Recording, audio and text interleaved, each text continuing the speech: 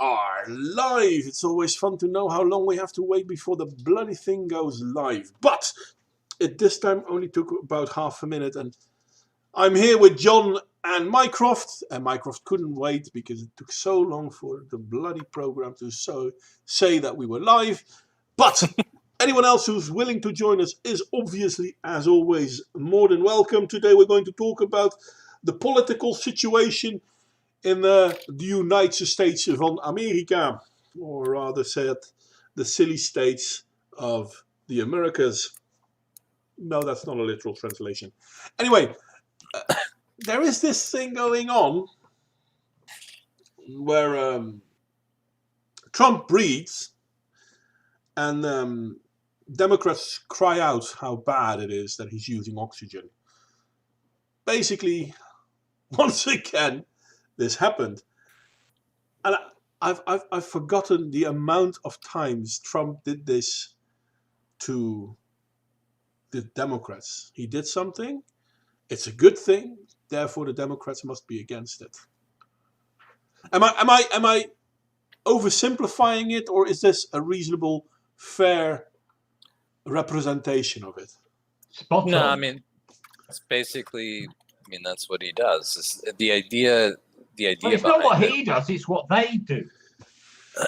Well, no, like in this particular situation, like I had brought up earlier, he's pardoned Susan B. Anthony, and the first article out is from The Hill, and The Hill is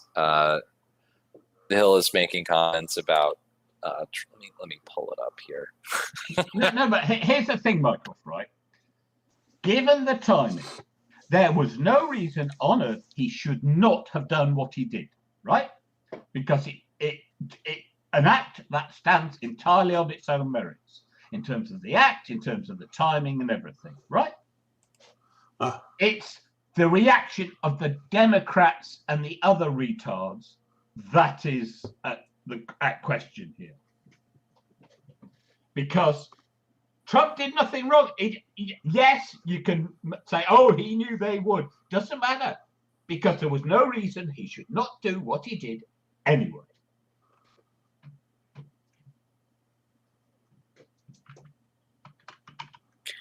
Oh, actually, they're actually going into the female statistics in this. This is interesting. Yeah, no, I guess the point that I'm making here is that let me just get the CNN article. There's going to be one. Oh, the comedy skit. There we go. Here you go. Yeah, see, this is. I already fucking know that CNN's going to have some fucking real fucking woke take. Trump's pardon may be undermining Anthony's wishes, historians say. For fuck's sake, she's dead. She doesn't have wishes. Well, there is that. This in there. See, this is the thing. I don't even have to know what CNN said, because they obviously said something retarded. Yeah. Well, that is true. It has to go against anything that Trump does. Yeah. So, but there you go. I like the fact that they are now pointing out how Susan B. Anthony was basically a racist, because let's be honest, 100 years ago everyone was a racist. No. Can I just say, in the men's rights movement, we long have known and have been tried to say that the feminists that helped found the Ku Klux Klan, feminists were in the Democratic Party. Feminists were racist as fuck. There's this book by a black feminist from the 19th century, and she actually had to come to Britain for support from the British feminists against the racists in America. Yeah. So, yeah, we've been saying this for a long time, that the roots of feminism are racist. Mm-hmm. So it's a fact. Yes, we know feminists were racist. But now all of a sudden, it's used to say, well, Trump supported a racist. Personally, I'm more upset by the fact that he supported someone who didn't care about the women's wishes. Because let's be honest, more than half of the women didn't want voting Oh rights. no, but here's the thing: they actually minted a dollar coin. I thought it was a $2 coin. No, it's a dollar coin Okay. called the Susan B. Anthony, right? Mm-hmm. So she's been recognised. They called the amendment, which ended up as the 19th or whatever it was, 19th. right? The Susan B. Anthony Amendment, right? So she's been recognised. All he's done is it happens all the time. These posthumous pardons for famous people whose contribution is being recognised by saying, okay, we know it means nothing then. However, as a gesture, and the 100th anniversary of the signing of the amendment is that was perfect day. That was good timing. No. Great timing. But this is my point. Just as an act, it stands 100% in its own merits. What he did, when he did it, 100%. Right? Yeah.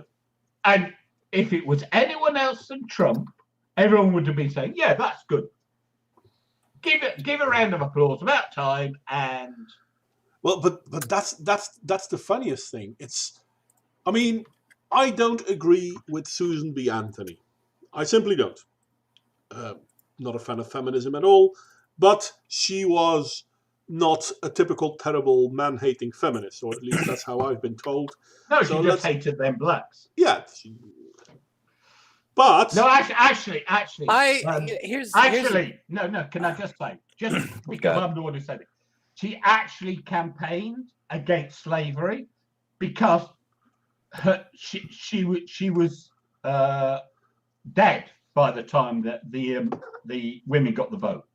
She was active before slavery was abolished, and she was an active abolitionist. Yeah.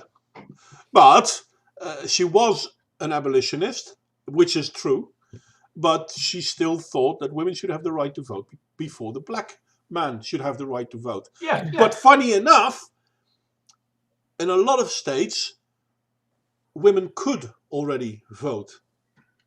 Yeah, as was the case in Britain. Yeah. Well, if you go back and look at since we were talking about the base femoid opposition to this, if you go look back at there were women that wrote a letter to Congress, and basically the main argument that they lay out there is that a woman's place is in the home, and they're making them basically like the trad wife argument, but that they were there to basically influence the votes of their husbands, and that they thought that by allowing women to vote, that then they were going to be themselves politicized, which is exactly what happened, because we just developed an entirely new voting bloc here in the U.S. and everywhere. Yeah, that's not just. Yeah, Listen, yeah. Sorry, guys. America bled over. There is an old story. No, he didn't. No, guys, please let me finish my old story, because this is interesting. You guys know that I'm interested in Viking culture and all that, the Norse, the Rus, and the Dane. I've talked about it on and off. Bloody foreigners. Yeah. These old. I live in Kent. Kent is named after Canute. Yep, which was the Danish king. great King Canute, which is basically my image. Anyway, great story as well. Highly ludicrous. The thing is, the Germanic tribes, and Vikings were Germanic tribes, but the other, the Franks were also Germanic tribes. They had intensive democracy within their societies. Not quite the way we have it, but it was somewhat reminiscent of how the Greeks did it. So people could have, they had a thing, and at a thing, it literally called a thing. It's not pronounced the way it's in English, but I am pronouncing it like that. Sorry. Thane, we called it. Yeah, fair enough. Better pronunciation probably. The men would meet and discuss with each other what needed to be done, and they would vote on it. And there were periods of times where tribes would let women cast votes. And this is when they started saying that it's not good to have women cast votes. I think the saying was beware of women giving counsel. And for the longest time, this was recognized, even in the Western world, as actually something to take to heart. But what a lot of people always forget is, at one point it is beware of women giving counsel, but at the other side is, poor is the woman that can't get her man to agree. Yeah. So without giving women the right to vote, they always had an influence in how the votes were done. And that changed when they gave men the right to vote, influenced by women, and gave women the right to vote. Yeah, well, this is the thing. This is the feminist life. That because it's physically men, they are acting in men's interest, and men have never acted in men's interest. Men have because never acted no in men's man, interest. Any man of worth is going to want a family, and therefore the family, which includes women and children, comes first. Come first. No, I'm not an older gentleman like both of you fellows, but I've had my fair share of experience with women, and I will say this, that like a common refrain with most of the women that I've dated has essentially been, they want you to tear down the stars for them. They make all kinds of ridiculous requests, and kind of part of your job as a man is to basically regulate that, like regulate their expectations. Yep. Yeah. Like how much can I give you versus how much do you want? That's the game. The game is, right, and this is the problem with feminists, right? The game is what women want, and what feminist women in particular want is a strong man who says no. Well, the reason that I'm bringing that up, reason that I'm bringing that up is because I think that fundamentally women, most, not all, are short-term thinkers, because they put their dreams, they put their ambitions, they put their things that they want on the men that are around them. Yeah. And then the men are there to regulate that, to essentially we do what we can, essentially. No. This is what I'm saying. This is what I'm saying. No, Michael, this is important. This is where you're going wrong. The problem is this. What they really want is a strong man who's going to deliver what they want, right? Without any need for them to say it. You know all this thing about he should know what I want, right? Mm-hmm. You know, the mind reading thing. It's because they don't actually want to have to tell you. And so they want a strong man who turns around and says, well, actually, I know what I'm doing. Leave it to me. Go away. Well, that's dominate. Yeah. I think that's the minute you accommodate their requests, you're showing weakness. They don't respect weakness, and you're sunk. Right. So the reason that I was bringing that up, though, is that in relation to voting, if you translate that into voting, women are obviously going to logically going to ask the world of the state. Yeah. And that is obviously going to have an impact on things like social welfare and a number of things that women want, the want list, that realistically we can't support, but because it's democracy, because we're voting. And the error is trying. This is my point. The error is even trying. The error is even listening to them. It's like, look, we'll provide what we can. We'll provide what's necessary. Now, shut up. I'm not saying women destroyed Rome, but wink, wink, nod, nod. Well, this is the funny thing. This is the funny thing that I'm going to say, Michael, because my Cyrillic isn't that great. No, what you do is you highlight it, you copy it, and then you paste it. Yeah, fair enough, but that way I still can't pronounce it. No, So, but you but said I am. you can't type. You said you can't type it, but you can. You copy and paste it, and then you can at it, and then say hi. Yes, I understand, John. Thank you very much. But as I said, I assume his. You said can't type it on this John, PC. please, can we move on now? No, Bloody acknowledge hell. your failure. I Then just we'll said move you. on. I just said you're right, but I said that doesn't change that I cannot pronounce it. Though I do Yeah, you think. deflected. For fuck's sake, John. Yeah, you're right, mate. Whatever. Anyway, so I think the first name is Michael. I'm not quite sure, but I assume it is Michael. But Michael did make an interesting point. It is really simple. The welfare state was born shortly after universal suffrage. The rights were passed in a lot of countries.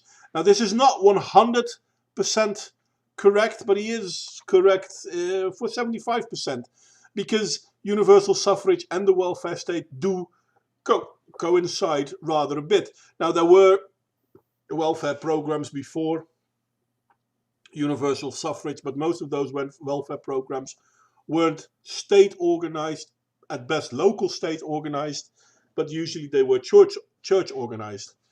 And this is true. I mean, universal suffrage seemed to have given rise to Well, no. I want to daddy beware. state. I want to beware of correlation and causation here, because the same factors which was leading to universal suffrage was also leading to the ability to address the welfare needs of the citizenship. Mhm. But they weren't. One was not necessarily the direct cause of the other. They could See, both come out of the same root causes. That's the irritating thing too. It's because like we can have good welfare, we can have a system that works for people, but we can't be unrealistic about it. Like the Swedes learned that lesson. Mm-hmm. The They had to hard way. reform their entire government over it. As did the English, by the way. Look at how, what was it, in the 70s, John? No, Was it the 80s then? no, don't. No. Don't go into English stuff, because you always get it wrong. Well, let me put it like this then. There were several companies that went belly up because of it. And that's... Well, I'm an American, so I'm obviously going to shill for capitalism here for just a moment. I think that one of the problems with capitalism is that we don't know what to do with the people at the bottom, and I think that to deal with that, we do have to have some sort of like bounce back, like welfare programs. Okay, as Jordan Peterson said, right? If you have very little, you can still get out of it. But if you have nothing, you are stuck. And the problem with like the United Kingdom is we had a lot of people with nothing. But the problem with this, though, is that in a democratic sort of society, when we're looking at the poor victims, which we seem to be doing quite a lot lately, as opposed to just correcting the system itself. Oh, no. But here's the thing: you can't put on now just the decisions made. The British system was set up in 1942. Okay. So that's 80 years ago. You can't look at it now and say, this is the shit we're in, right? And then look back. You have to go back before 1942 and look at what they were trying to do. One of the big problems is, until you have something, you don't know what it's going to be like to have it. And you have all these grand ideas. Oh, we're going to do this, right? Good intentions. And then it goes to shit. Hell. And then it goes to shit. And that is what happened in Britain. I think that only happens when you have, well, not to blame women again, but. No, it was nothing to do with women. It was nothing to do with women. It was because it's like, do you remember the Great Depression, right? Yes. Okay. In Britain, in the 30s, we had things like the Jarrow Hunger Marches. That was a mining community in the northeast of England marching to London because they were starving. They were working, but they were starving. 1932 hunger marches. Okay, got right? it. Read Orwell's The Road to Wigan Pier about the condition of the working class in the 1920s. This is 150, 160 years after the start of industrialization, and the working class was stuck in this dreadful poverty. So when we had World War II, the government said we can't have people continue in this condition. So they had good intentions. They just fucked it all up. But it wasn't because of women, it was because of the class dynamic. And the fact that in Britain, a huge proportion of people had no opportunity to escape. I mean, it looks like most of this was Wales, really. Well, Wales, well, you see, these are the mining communities. Wales, Yorkshire, Northeast, parts of Nottingham. But the point is that you had people who'd been working in communities that had been working, and the income they generated all moved to London. And because the income all moved to London, the local economies never built up.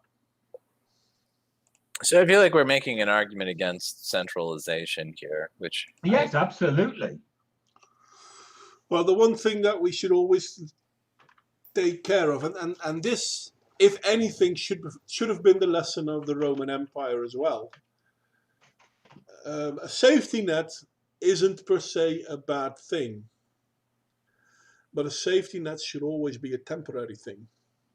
Yeah. And once the safety net becomes a survivability thing, it no longer can function as a safety net. And the problem then becomes that it becomes a drag. I would say drag net, but obviously it's not a drag net, but it's a drag on your society. And the stronger the safeties of a society, the less actually, interesting people are. There's another factor there, right? There's a lot of talk of late about the damage done by the what was it called? The Good Society of Lyndon B. Johnson in the 1960s, and what he did with the welfare programs. But here's the irony, right? This is where both sides contribute. One side wants to provide welfare, and the other side says, "Oh, but we have to be financially frugal. We've got to means test it, and then we've got to remove the welfare as soon as they're able to support themselves."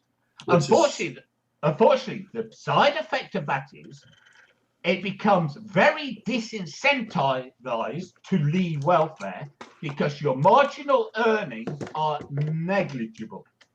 Yeah, and that's the problem. Hell, I mean, I find it really funny because, and I forgot the name, but there was this documentary about the English dole system, unemployment system.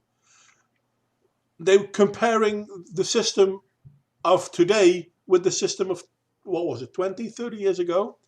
And under the old system, it was easier for people to leave the dole to find a job than it is now. Because now the system is better. How is that better? Yeah, no, exactly. So the point is, it's not merely a question of looking at helping people. It's looking at the whole process for them leaving benefits. Yeah. And so what you had was, in the case of the Great Society, was they wanted to give mothers support. But it was the Republicans who said, not if there's a man about.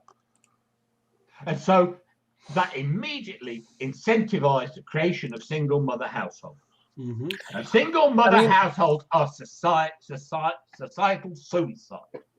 I mean, to me, it seems like this is just like laziness as far as welfare goes. I mean, if the goal is on a moral level that we don't want the poor and disenfranchised or whomever to die, then realistically what we should be funding are housing projects and food, basically. Yeah. And No, exactly. that's The state. Here's a problem, right? Okay, so. But we're we have- flushing money into people's accounts. No, here's the problem, and it's one of scale, right? As Baldwin said, the English had the poor laws. They were set up by Elizabeth I in the 16th century. But all she said was, every parish has a duty to take care of the destitute in that parish. Now, the value of a local system is this.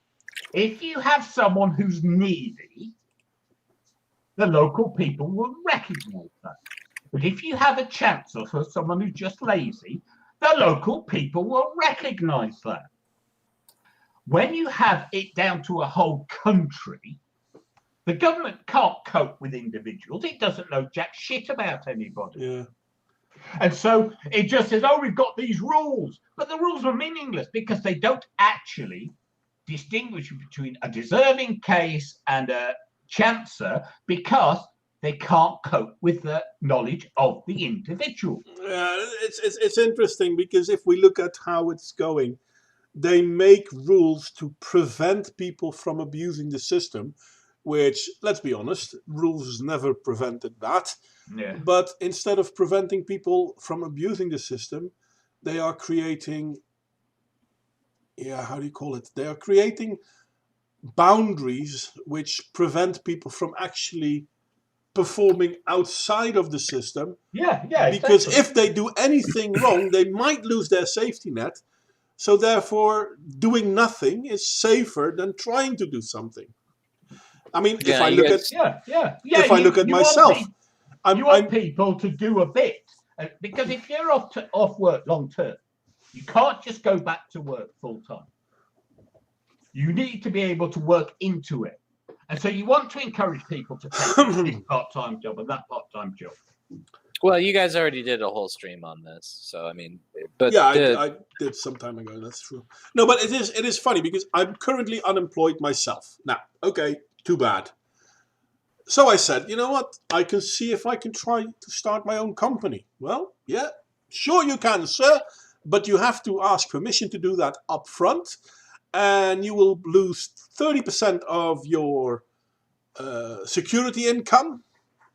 And you have to try 26 weeks. And if after those 26 weeks you can sustain your own company and it can sustain you, then you will lose all the rest of your safety money, which in all fairness, if you can self-sustain, that seems fair. But if not, you go back to the safety, also good.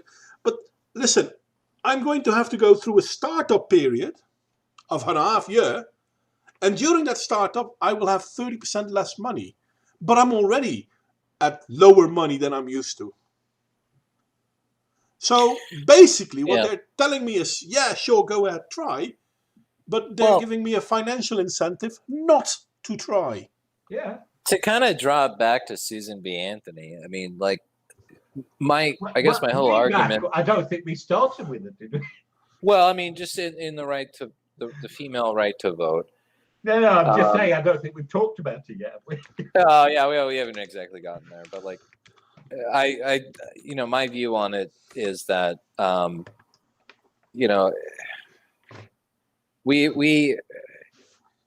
you cannot vote in an entire institution that's going to correct all the problems of the poor. You can't do that. But that is an extremely female thing to fucking vote for. Some politician gets up on a stand and says, oh, I'm going to fucking fix all the poor people. We're going to do welfare and it's going to be fucking amazing. And then like the women just get fucking sloshed and like slide off their chairs. And well, it's like you said earlier, right? Women don't seem to have, and apologies for generalizing, okay? And this is a generalization. Oh, we're totally generalizing. Not all, right? But a lot of Germans, right? Germans. Sorry, I saw German. Women, a lot of women. Nothing to do with Germans. I just read German on the screen and it threw me. A lot of women seem incapable of thinking through how everything actually works. That's the man's job, though, John. No. But this is the point. So it's like the whole. Well, you have to have the infrastructure, and you have to have the people working in the infrastructure, and you have to have people trained to work in the infrastructure, and you have to have, all these things going on, and it's like, the electricity works when you press the switch. No, it doesn't work when you press the switch. It works when you build a power station and fuel the power station and generate the actual electricity. And the men go to work again. Yep, that's how shit actually works. and that's the problem. It's you cannot just keep on taking.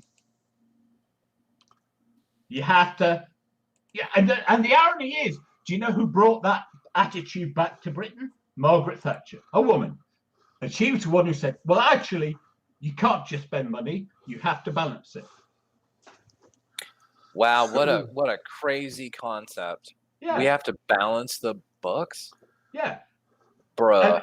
And then that's what Thatcher brought back. And then we spent the last 40 years forgetting that lesson. Yep. What do we have under a Conservative Prime Minister? Oh, let's just print money and throw it at the problem.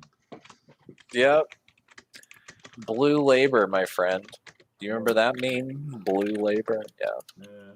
I just think of them as pink. Yeah. I mean, I used to call her Red Teresa when it was made. But yeah, it's like, it's just it's the state. The only way I see any salvation for the state is if it just pruned back aggressively. Just get out of all these stupid things. Even if you keep up with the services, just stop providing them. Get someone else to provide them. Fine, decide you want to do it, but stop having it as all machinery of the government. I'm fine with having like state-funded projects and whatnot. Like, no, I'm not saying funded. I'm saying doing. That's the difference. Yeah, no, but the state runs shit. For example, like with we've had this issue come up now finally about the United States Postal Service. Yeah. And they lose money every year. Yeah, haven't they been a mess for like forever? Oh yeah, no, completely mismanaged. Can I just say, and it's probably not their fault because Lance Armstrong rode and won several Tour de France for US Postal. Well, no, I'm just saying, like, if you compare the United States Postal Service to alternatives like UPS, FedEx, DHL, you're going to see better service. You're going to see companies that are actually turning a profit, and they do. People make this argument quite a lot, like, well, the Postal Service has to employ all the people, the mail carriers and whatnot, so they're obviously going to, lose money and blah blah blah. I don't think that's true, because UPS employs a whole bunch of fucking brown shirt faggots who fucking drive around in trucks and deliver shit. Same with FedEx and same with fucking DHL. No, this is a service that I think brown shirt faggots. So they must. Yeah, well, whatever. You know what I mean. The point being is that this service can be run at least at break even. Yeah, but they don't. Well, don't. Here's the funny thing, right? Okay, so the British State Post Office has actually been historically very successful, right? The irony is that there are times when they have stopped from being even more commercially successful as deliberate political strategy. I'll give you an example. You know the mobile phone. Mm-hmm. Okay. Going back to the mid-1980s, I had a friend who worked for British Telecom, which was the telecoms part of the post office when they got split off, right? And he was telling me about this little portable phone you could have that you could just carry with you. This is long before the first mobile phones came out. And he said, we've got it all worked out, but the government won't let us do it. Why? Because it was a state company and it was Thatcher, and she was ideologically opposed to a national monopoly doing something.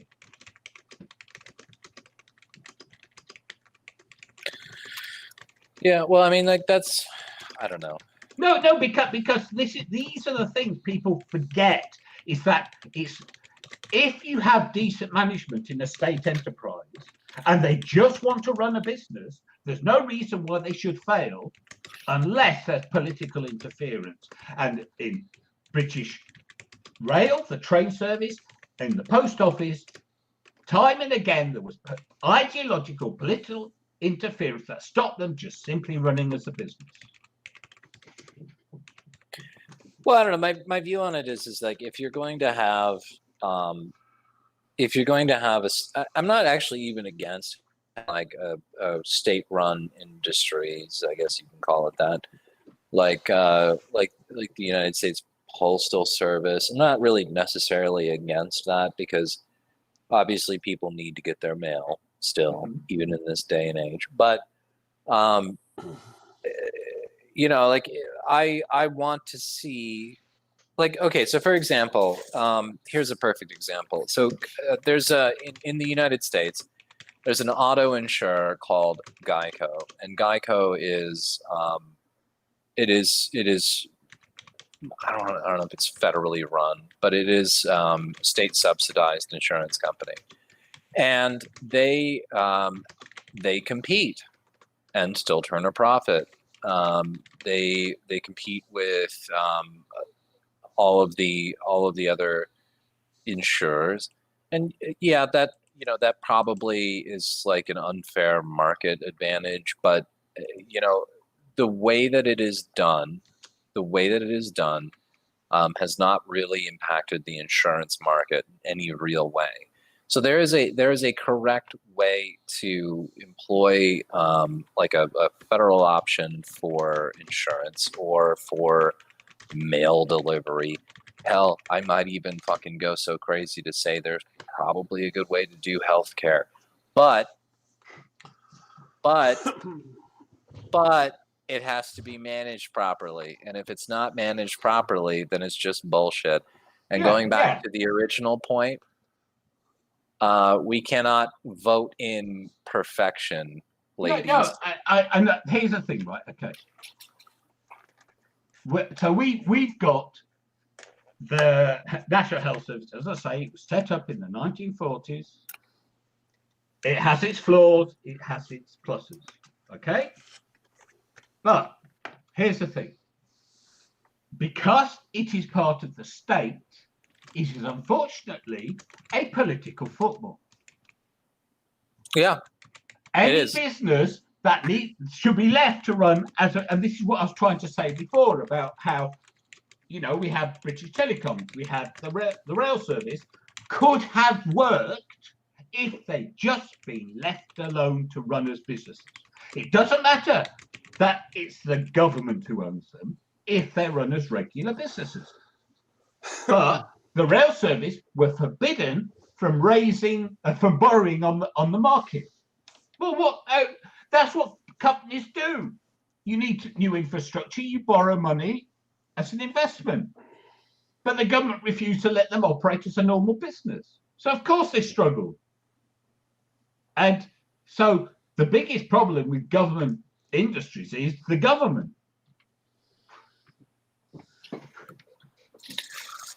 Yeah. Well, this Well, I is don't know. true. And the funny thing is that at one point, the progressives, and this is a progressive thing, don't get me wrong, the progressives seem to think that government can foot the bill for everything. Now, the neocons like to think that government can pay for all the wars, but when it comes to social programs, the progressives also think that the government can foot the bill. But what a lot of people seem to have forgotten is governments tend to not have money. Yeah. Oh, I have an entire thought about that. I want to go back to bonds. Is that creepy? I don't know. Well, bonds are basically loans, so. Yeah. Well, the idea being that I think that if people actually care about particular social programs, then they should buy into them and they should invest their savings into them. And we did it during war. We could do it normal but time. here was my point I mentioned about Jordan Peterson earlier. If you have a significant proportion of the population who've got nothing, they can't do that. They can never get in to that because they don't have any surplus. The funny thing, though, and I have to say Yeah, but this, that would incentivize I'm sorry, Michael, I have to say Well, this. not if they haven't got the Guys, to say. Guys, you're not listening, you're just talking. But Mycroft, the bond system was supposed to do what needed to be done to make sure the governments have money in a time of war. But there is a bond system in a time of peace. Now, obviously, I can't remember the English names for it. Yeah, we have municipal bonds, but like they're not promoted in any way. I mean, yeah, but you know why they're not promoted? Because this is the main problem that comes with bonds. Do you know why they're not promoted? Because they lose value if a lot of people are interested in them. The more people that are interested in them, well, the it more depends on your offering, really. I mean, like you can put out, let's say you want to fund a project for a dam or rebuilding the roads or whatever the fuck you want to do. Your initial bond offering can just simply be X amount of dollars, certain amount of shares, and then that's it. Like you don't have to. It's not like stocks. It's not like you can just like have people buy so many stocks to dilute the share price. I mean, it's not like that. Bonds don't work that way. Especially they do work that way because people can trade bonds if they want to, and usually a government will say, okay, you know what, you loan us money or you buy this bond, and this is the interest you get from it. So the dividend, so they create value, but by creating value, they are at the same time deflating the value of money. So if you have too many bonds, it will actually harm your society. Now, during a war, people won't notice it because there's a bloody war going on. But during peace times, it becomes very apparent that, you know, that $1 you had, well, you could have bought a bread with it a year ago, but now you can buy half a bread with it because that $1 isn't worth as much. Wait, so you think that like having a savings-based economy where people actually save their wealth is going to deflate how much people purchase? A saving-based economy works different, but you're not talking about a saving-based economy when you're talking about bonds. You're talking about a loan-based economy. That's not a loan, though. I mean, you're no? Not... Okay, what is it then? If it's not a loan, what is it? It's a loan from the state, I suppose. Yeah, no, it's a loan. It's not a loan from borrowing. The state. It's the loan to the state. Well, it's the state borrowing from you, but the net is still zero because you're still going to get your money back. Assuming the net isn't zero. That's the net, what debt is. It can't be zero. And why can't it be zero? Because if the state loans money at a dividend, the state needs to either... Right, but the pool of cash is large enough to cover interest. I mean, not everybody's... No, it's not. This is the biggest mistake people keep making. It's not because the pool is bigger, therefore dividend isn't a problem. Dividend is always the problem. It's one of the factors of devaluating the value of a coin. For example, I have $100, but I need $101. But there are only $100, so how do I get that one more dollar? Well, we're not working in that system anymore. The idea is that Actually, America is very much still working in that system. Every No. dollar in the world is owned by the Federal Reserve. no. And Well, it's here's loaned the to the Americans. here's the. Oh Christ, we're gonna go. Okay. Well, it's true though, isn't it? The assumption that we all make in our current economy is that wealth is going to continue to grow. Right? No. We're all actually- capitalists here? No, actually, that's the wrong assumption. Now, wealth in itself may continue Well, to... that is the biggest. Whoa! Sorry, Mycroft, you wanted me to answer, then let me answer first. No, I'm not. That's more of a statement. But this is the thing. If we're all capitalists here, Yes. here, and this is the biggest denial of Marx, we have to You're conflating that wealth two is things. going to continue to grow. The pool You're is going to conflating- continue to grow. You're conflating two things with each other that do not need to be conflated. Wealth may continue to grow, but that doesn't mean that the pool of representatives of wealth, aka money, will grow. For example, you are sitting behind a computer, right? I am. Obviously you are, and that's a silly question of me to ask. Now, how much, pray tell, did you pay for your computer? It doesn't have to be accurate, just a broad ballpark number. Oh, it was socialized by my company, but my actual desktop probably like 1,500. 1,500, okay. Somewhere around there. I can still remember my first PC, which cost me about 800 guilders. Obviously, it wasn't a high-end PC, but it was a pretty damn good PC. About 30, 40 years ago? 30 years ago, 30 years. I'm not that old. Well, I am, but never mind. 30 years ago. That PC had an X value. An X value based in wealth, yes? Would that very same PC today represent that wealth? No, of course not. No, Because- well, define value. Fair And enough. yes, Geschichte, whatever your fucking name is. We're not all Geschichte. Austrians. Sorry, buddy. It's German, but never mind. No, Whatever. but the point is, the idea of wealth and the idea of financial wealth are not the same thing.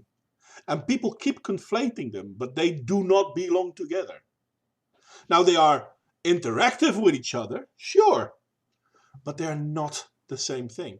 And the danger is that people push the idea that, well, maybe they are the same thing. And then all of a sudden we start talking about how the devaluation of money isn't that big a problem because wealth is still great. Yeah, but that wealth may be great is only partially true, because where you can measure the true value of money in the essentials, we see that the essentials have become a lot more expensive, even though that certain wealth objects have become a lot cheaper, comparatively speaking. So that's why when you're talking about wealth, the first thing you should look at is not the price of a new car, but the price of a loaf of bread. Because where not everyone is able to buy a new car, everyone should be able to buy a loaf of bread. And inflation demonetizes money up to a point where not everyone is easily able to buy a loaf of bread. Well, this is oversimplifying the system. But the problem is not the people buying cars. The problem with inflation is people needing money to survive.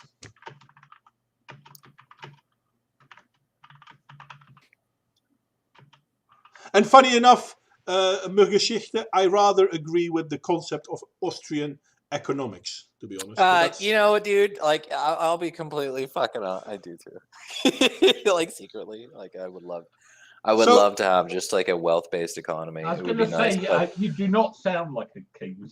I'm not. Oh, I got talked out of it by Will. Will fucking smacked my fucking ass on that shit. Well, see again. See, this is the funny thing, because I actually studied economics and was studying it at the precise time that Margaret Thatcher came to power, right? Mm-hmm. And she was the first political leader in post-war Britain to actively go against Keynesianism. Yeah, which was a good thing. Let's be honest. No, it doesn't matter. It doesn't matter. But my Well, point it does. no, not to my point. So my point is that this discussion was had in the United Kingdom. It wasn't against the Austrians. It was Milton Friedman. Friedman was the big monetarist, I think they called them. The monetarists was the other side presented to Keynesianism.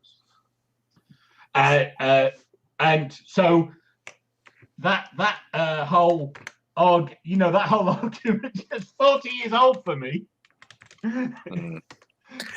Well, my view on it is that we're all Keynesians now, unfortunately. Whether you like it or not, that's what we're all doing. Oh, wait, stop. I'm not a Keynesian, but I'm forced to live in Keynesian economics. That's Right. not the same thing. Well, I mean, shit, man. That's like the fucking Marx argument, isn't it? It is. But I'm a capitalist, listen, but only because I have to be. It's not correct or incorrect because it comes from the wrong ideology. This is something I've said in the past as well. No matter which ideology you believe in, you should also be able to criticize that ideology. Yeah. Oh, absolutely. And where I believe in a laissez-faire capitalist system, I also recognize that we haven't seen that since well before the second. I think it existed. I think it existed for like 1 year in the 1800s. And no, well, actually, I wouldn't agree run that past me. And in all fairness, I don't think we saw it at that time either. Oh, sorry, can you just run it past me? What we didn't see, I missed that. Whether we lived in a truly Marxist, not Marxist, capitalist. No, capitalist market. Market economy. There never can be a true market economy. How do I add the Russian? How do I do that? You have to copy his name. Copy his name. I'm doing that now. I figured it out. And then you add and paste. I'm a big brain. But the thing is, it is rather hard to go for a truly capital system because, and this is the fun joke that people always seem to forget. Capitalism needs a healthy market. Without a healthy market, capitalism can't work. To have a healthy market, you need to have people that are able to contribute. Not most people, all people need to be able to contribute in a healthy market. Because as soon as there is a group of people, no matter how small, that is literally unable to contribute despite their wishes, the system collapses. Well, it can. It will. It depends on how unhealthy the society is. Depends what you mean by can contribute. Well, you have to be able to contribute in a way that your capabilities allow. No, I'm sorry, you're just being so vague. It's like, what do you mean can contribute? Do you mean people who are unable to work? Or because the reason I ask this is because the system we have is predicated on unemployment.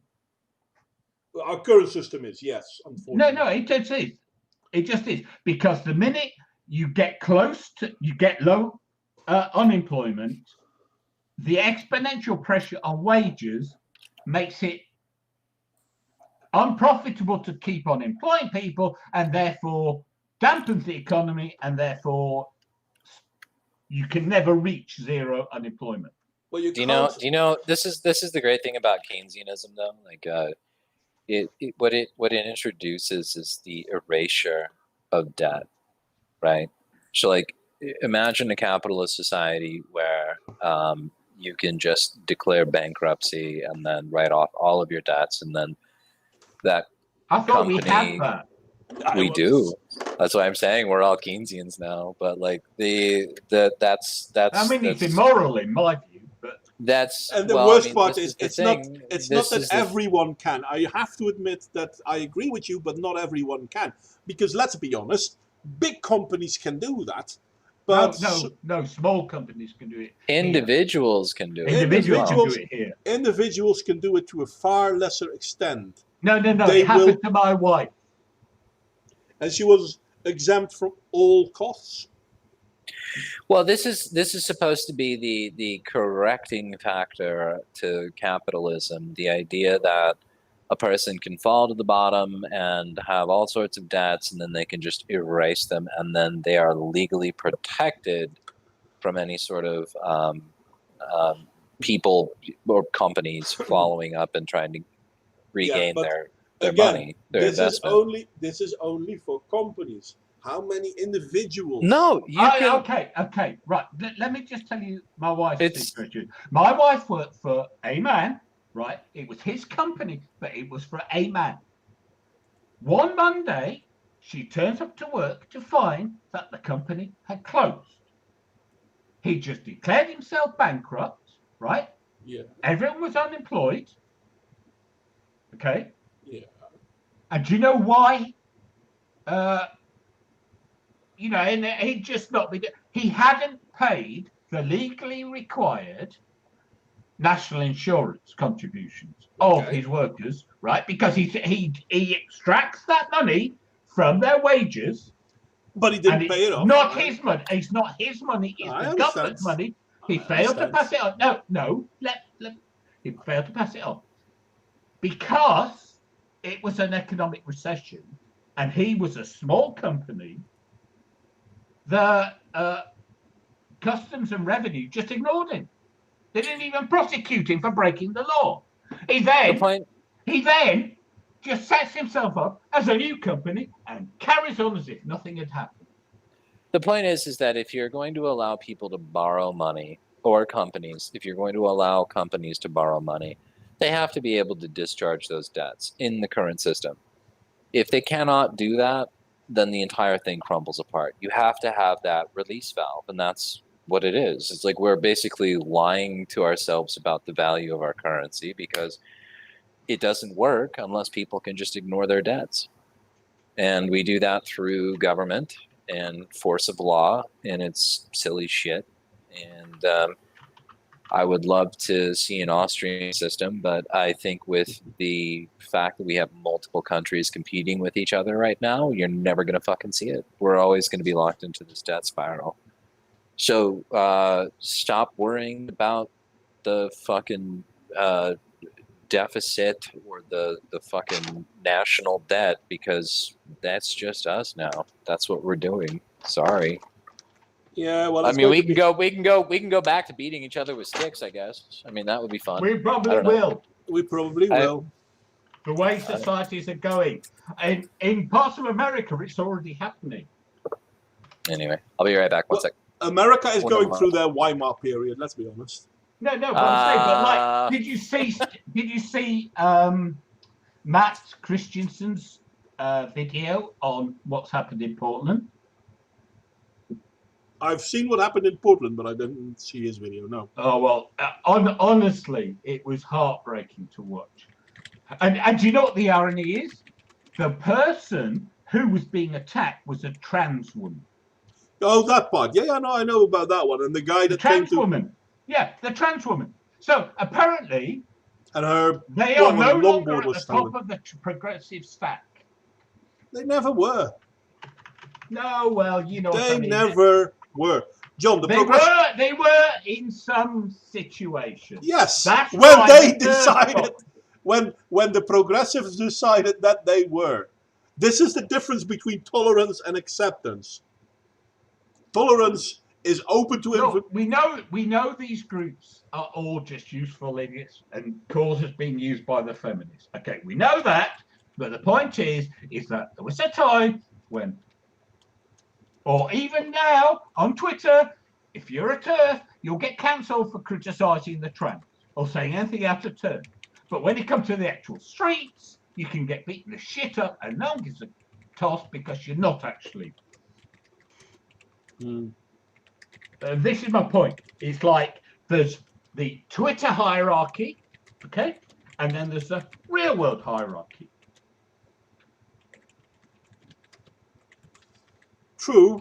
Well, the thing is, let's by lack of better name, call them the progressives. The progressives use whatever useful idiot they can to further a narrative.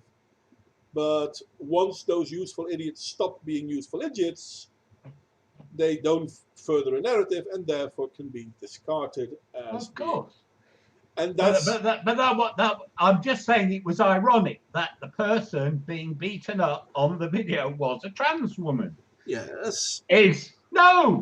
Just accept it as a point, okay? But, John, not yes anything. It's John, just a then point. please accept that this is completely within the line of what the Bolshevik has done for more than 120 years. Never argued about that.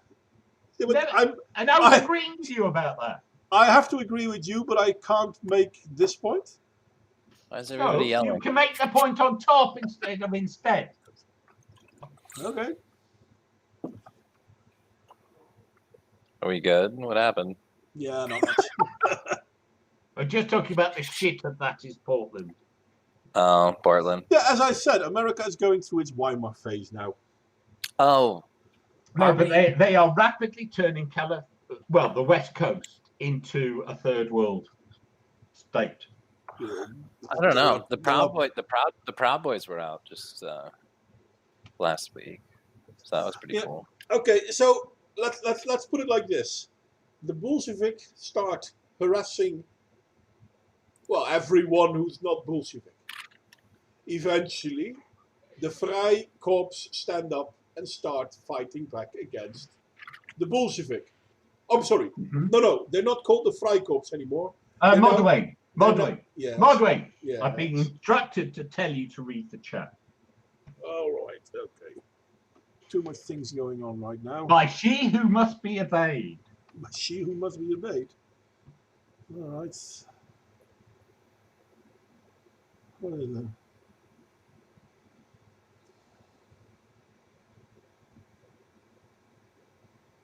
I have to check my SMS. Well, that's okay, but my phone is upstairs, so that'll have to wait. She said after the stream. All right. Anyway, so back to my point. So the Bolshevik protest and attack everyone that is not Bolshevik, and Freikorps, though in our current iteration it's not Freikorps, it's what was the name again of the group you said, Minecraft? The Proud Boys. Proud Boys. Proud Boys get up and fight back. Then the government will arrest the Freikorps, or in this case the Proud Boys, and tell the Freikorps, in this case the Proud Boys, that they aren't doing something they're supposed to do, so they get punished and sent to jail. Again, this is history repeating itself. It's just the location that's different. And to pretend that this is not the case, yeah, sure, feel free not to say this is the case, but I really wish we won't go the same route that we went in the 1920s and the 1930s. You know the old adage about repeating history, right? I'm sorry, those who ignore history are doomed to repeat it. Yeah, and the SJW dominated academia have been erasing so much history. It's no fucking wonder they don't know any of it. No, you don't understand the stupidity of Americans. Look, here's the, well, maybe you do, I don't know, but like here's the reality of it. Biden gets elected, all of this disappears the day after he gets elected. No, it won't. So. Don't trust me. Listen, this is again Weimar Republic. This is again Italy before the fascists came to power. The political arm of the Bolshevik wasn't big in either the Weimar Republic or the Italian Republic before the fascists and the Nazis came to power. But the political entities were placating the Bolshevik because they thought they could work together. And it never went that way. The Well, I Bolshevik will say always this, turned against the ones that tried to placate them. it is concerning how many Marxists we have in this country. I did not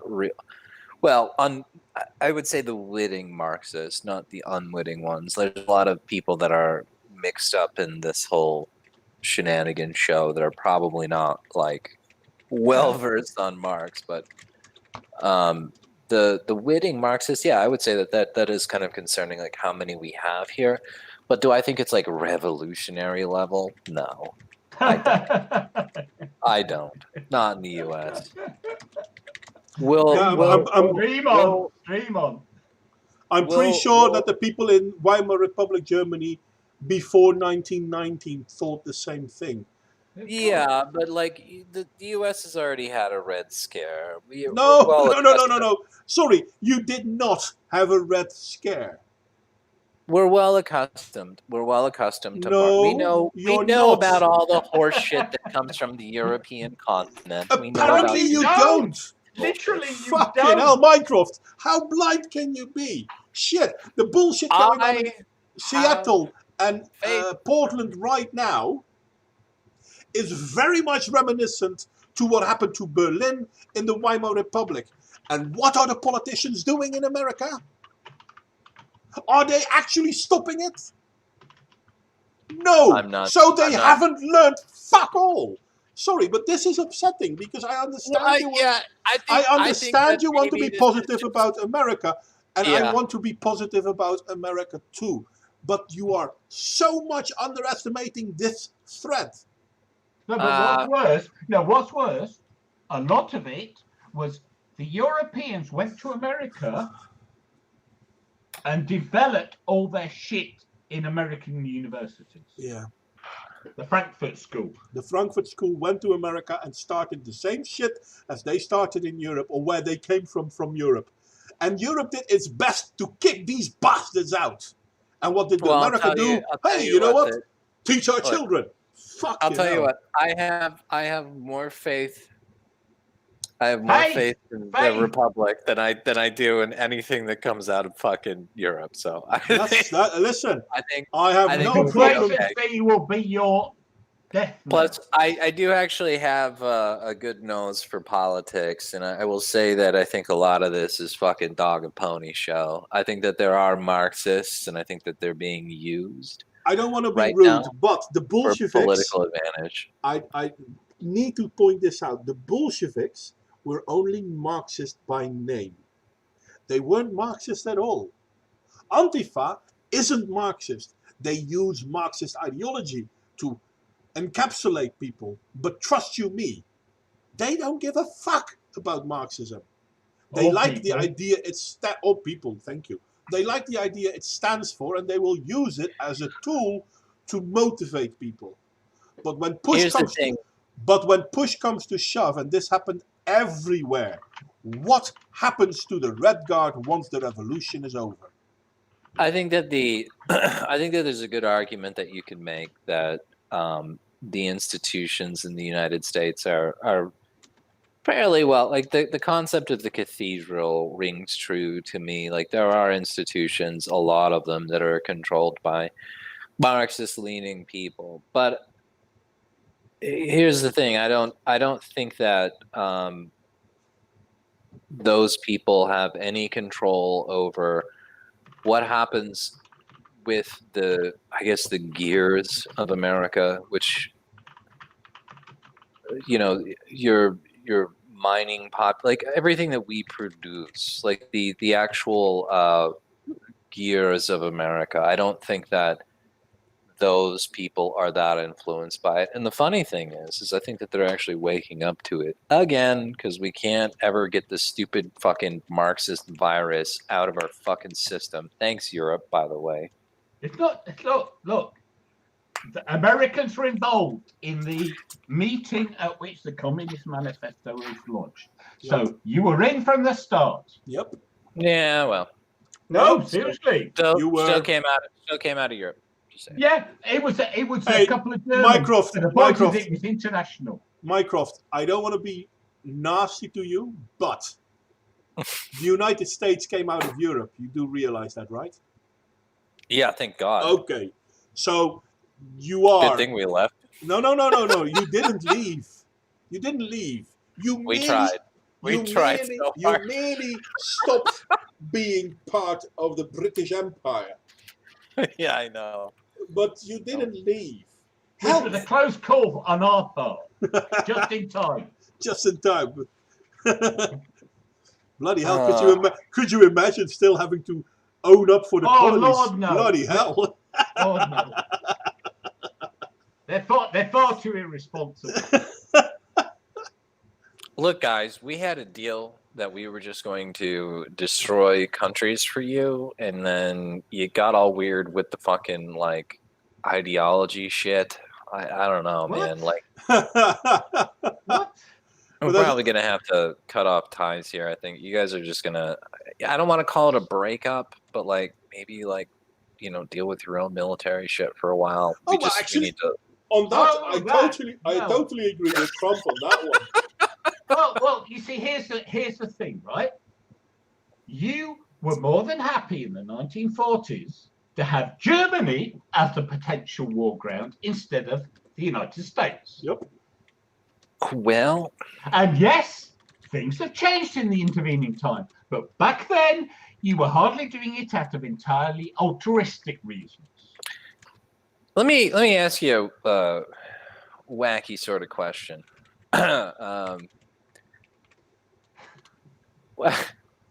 What's the difference between Lebensraum and Manifest Destiny?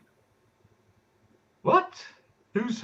I know the Lebensraum, but who's Manifest Destiny? Lebensraum, bloody, Whatever. bloody barbarians. Yes, I'm English. I don't know. I'm not going to say like Hitler was right or anything. No. Manifest No. Destiny. Who? You're saying Lebensraum, right? Yeah. Who said Manifest Destiny? Whose is that? It's America. Really? No, it's not. America's Manifest Destiny is America. No, it's that not. is No, our it's not. that is our. Look it Really? up, bitch. America's Manifest Destiny was to have. To kill all the To- natives, steal their land, and give it to the world. Well, we didn't have to kill all the natives, but like No, but that's what you tried to do. well. But I'm just saying, like, what's the difference? Sorry, I'm just teasing you.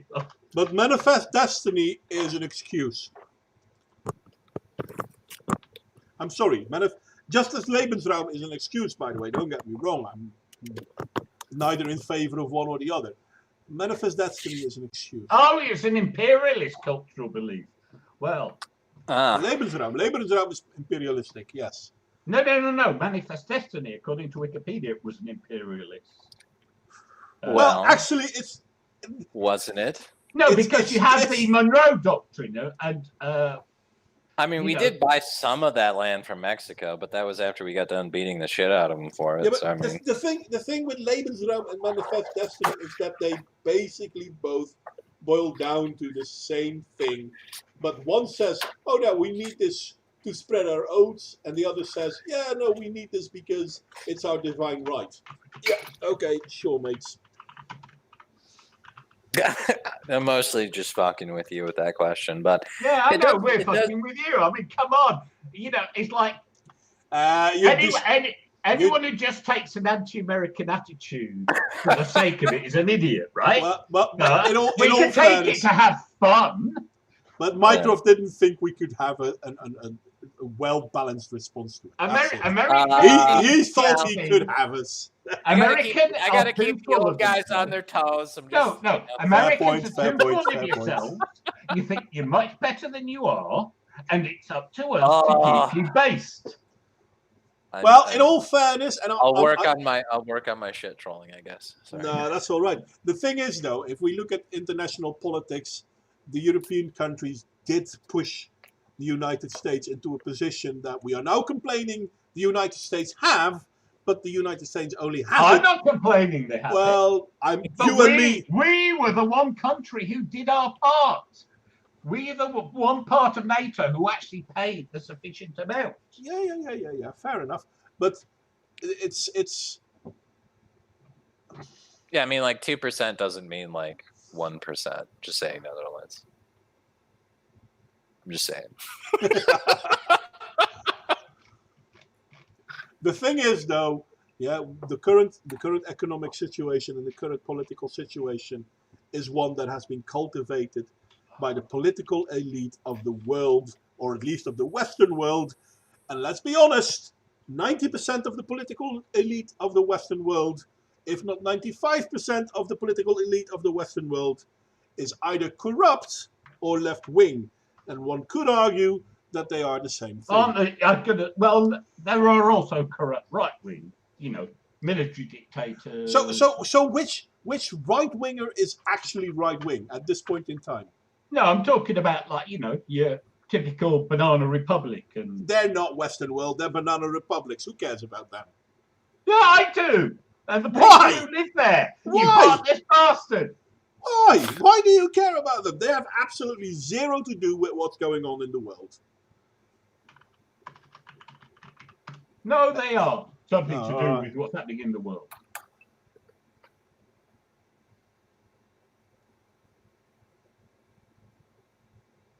John, can I ask you a question? John, one sec. John, can you do me a favor? Can you send Carlos?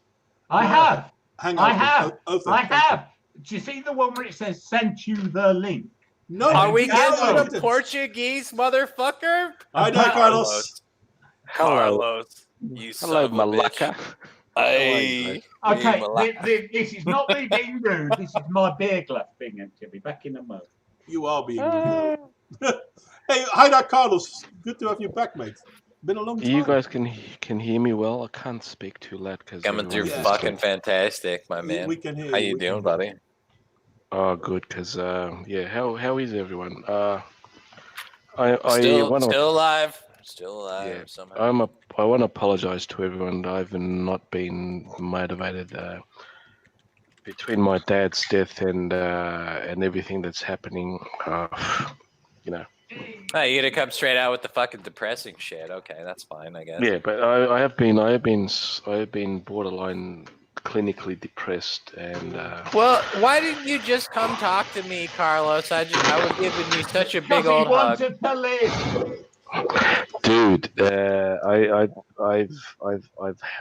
known the cure, and I've had to cut down on the cure because it could have made me a patient of the American Alcoholics Association. Wow. All right. American Well, next Don't you have time. a Portuguese one? Next time I'll just allow you to fucking OD on fucking black pills then, man. I don't know what the fuck. I don't like pills. I like liquid stuff. So fuck pills. No, maybe you should have said black milk. What? Black mill. He does. John. It's a British cultural thing. He doesn't know what black mill means. I'm American. I'm retarded. What do you want from me? Yeah. No, you're not. Only the Democrat Confederates are retarded. No, you're not. What he is American. No, he's Greek. Well, thanks, Godwin. I appreciate it. buddy. The Appreciate Greek it. part of him sort of counts. And he recognises a British fictional character, so. Well, Minecraft isn't in the. Well, never mind. Let's get back to the I subject. accept my retardation. Okay, that's part of being an American.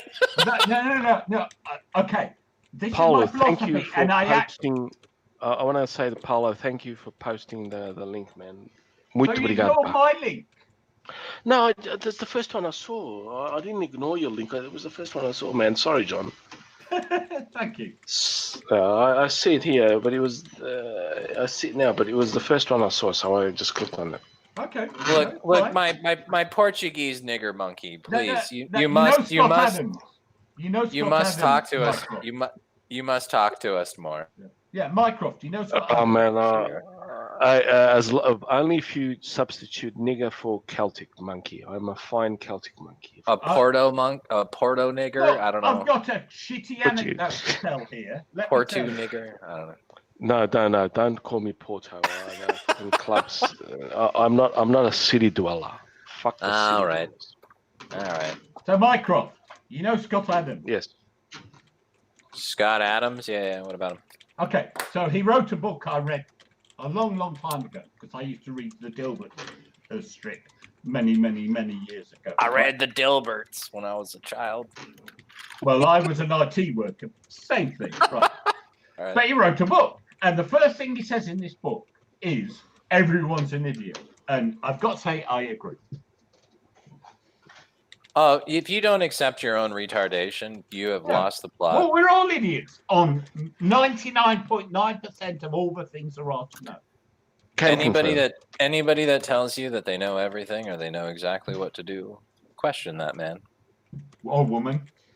Or whatever. No. Well, a woman shouldn't be in that position in the first place. If you're already at that point, you've already gone wrong. Imagine taking a woman seriously. Yeah, well, this is what I said earlier. Just don't. Don't be a Democrat, man. Jesus, what the fuck? What are you, retarded? The only way you can have a happy relationship is by letting a woman understand she is not always right, and you're going to tell her this. You know what the sad part about that is, though, is that it's entirely true. Well, That's they're the always most right. democratic. No, they're not. That's the most democratic thing I've heard tonight. The Democrats actually believe that. Women are not always right. Women are never right. Women are... No, they can be right. Women are people. They are good, bad, indifferent. Are you lying to your wife right now? What are you doing? No, my wife died. Oh, well, that's awkward. Thanks, buddy. But So she you drink was that beer. a truly wonderful human being. Because she was as unlike any woman as you could ever meet. Jesus, Mycroft, typical Malacca. Jesus. What? I'm not going to bring it up. I mean, look, all right, let's make it real fucking weird. How many times would you say that you lied to your wife over the course of your marriage? Me, I'm congenitally honest, so probably never. Not even once. No. Did you lie about your dick size? But why? How many years is 1988? No, but like before you got married, did you lie about it? We actually met when I moved into her house as a lodger, so we always lived together. 32 years I've not lied to my wife. Damn, that's nice. Never. No, I don't. That's when I got married. I don't deliberately lie ever. Okay. I don't lie. So why don't we explore this for a moment, gentlemen?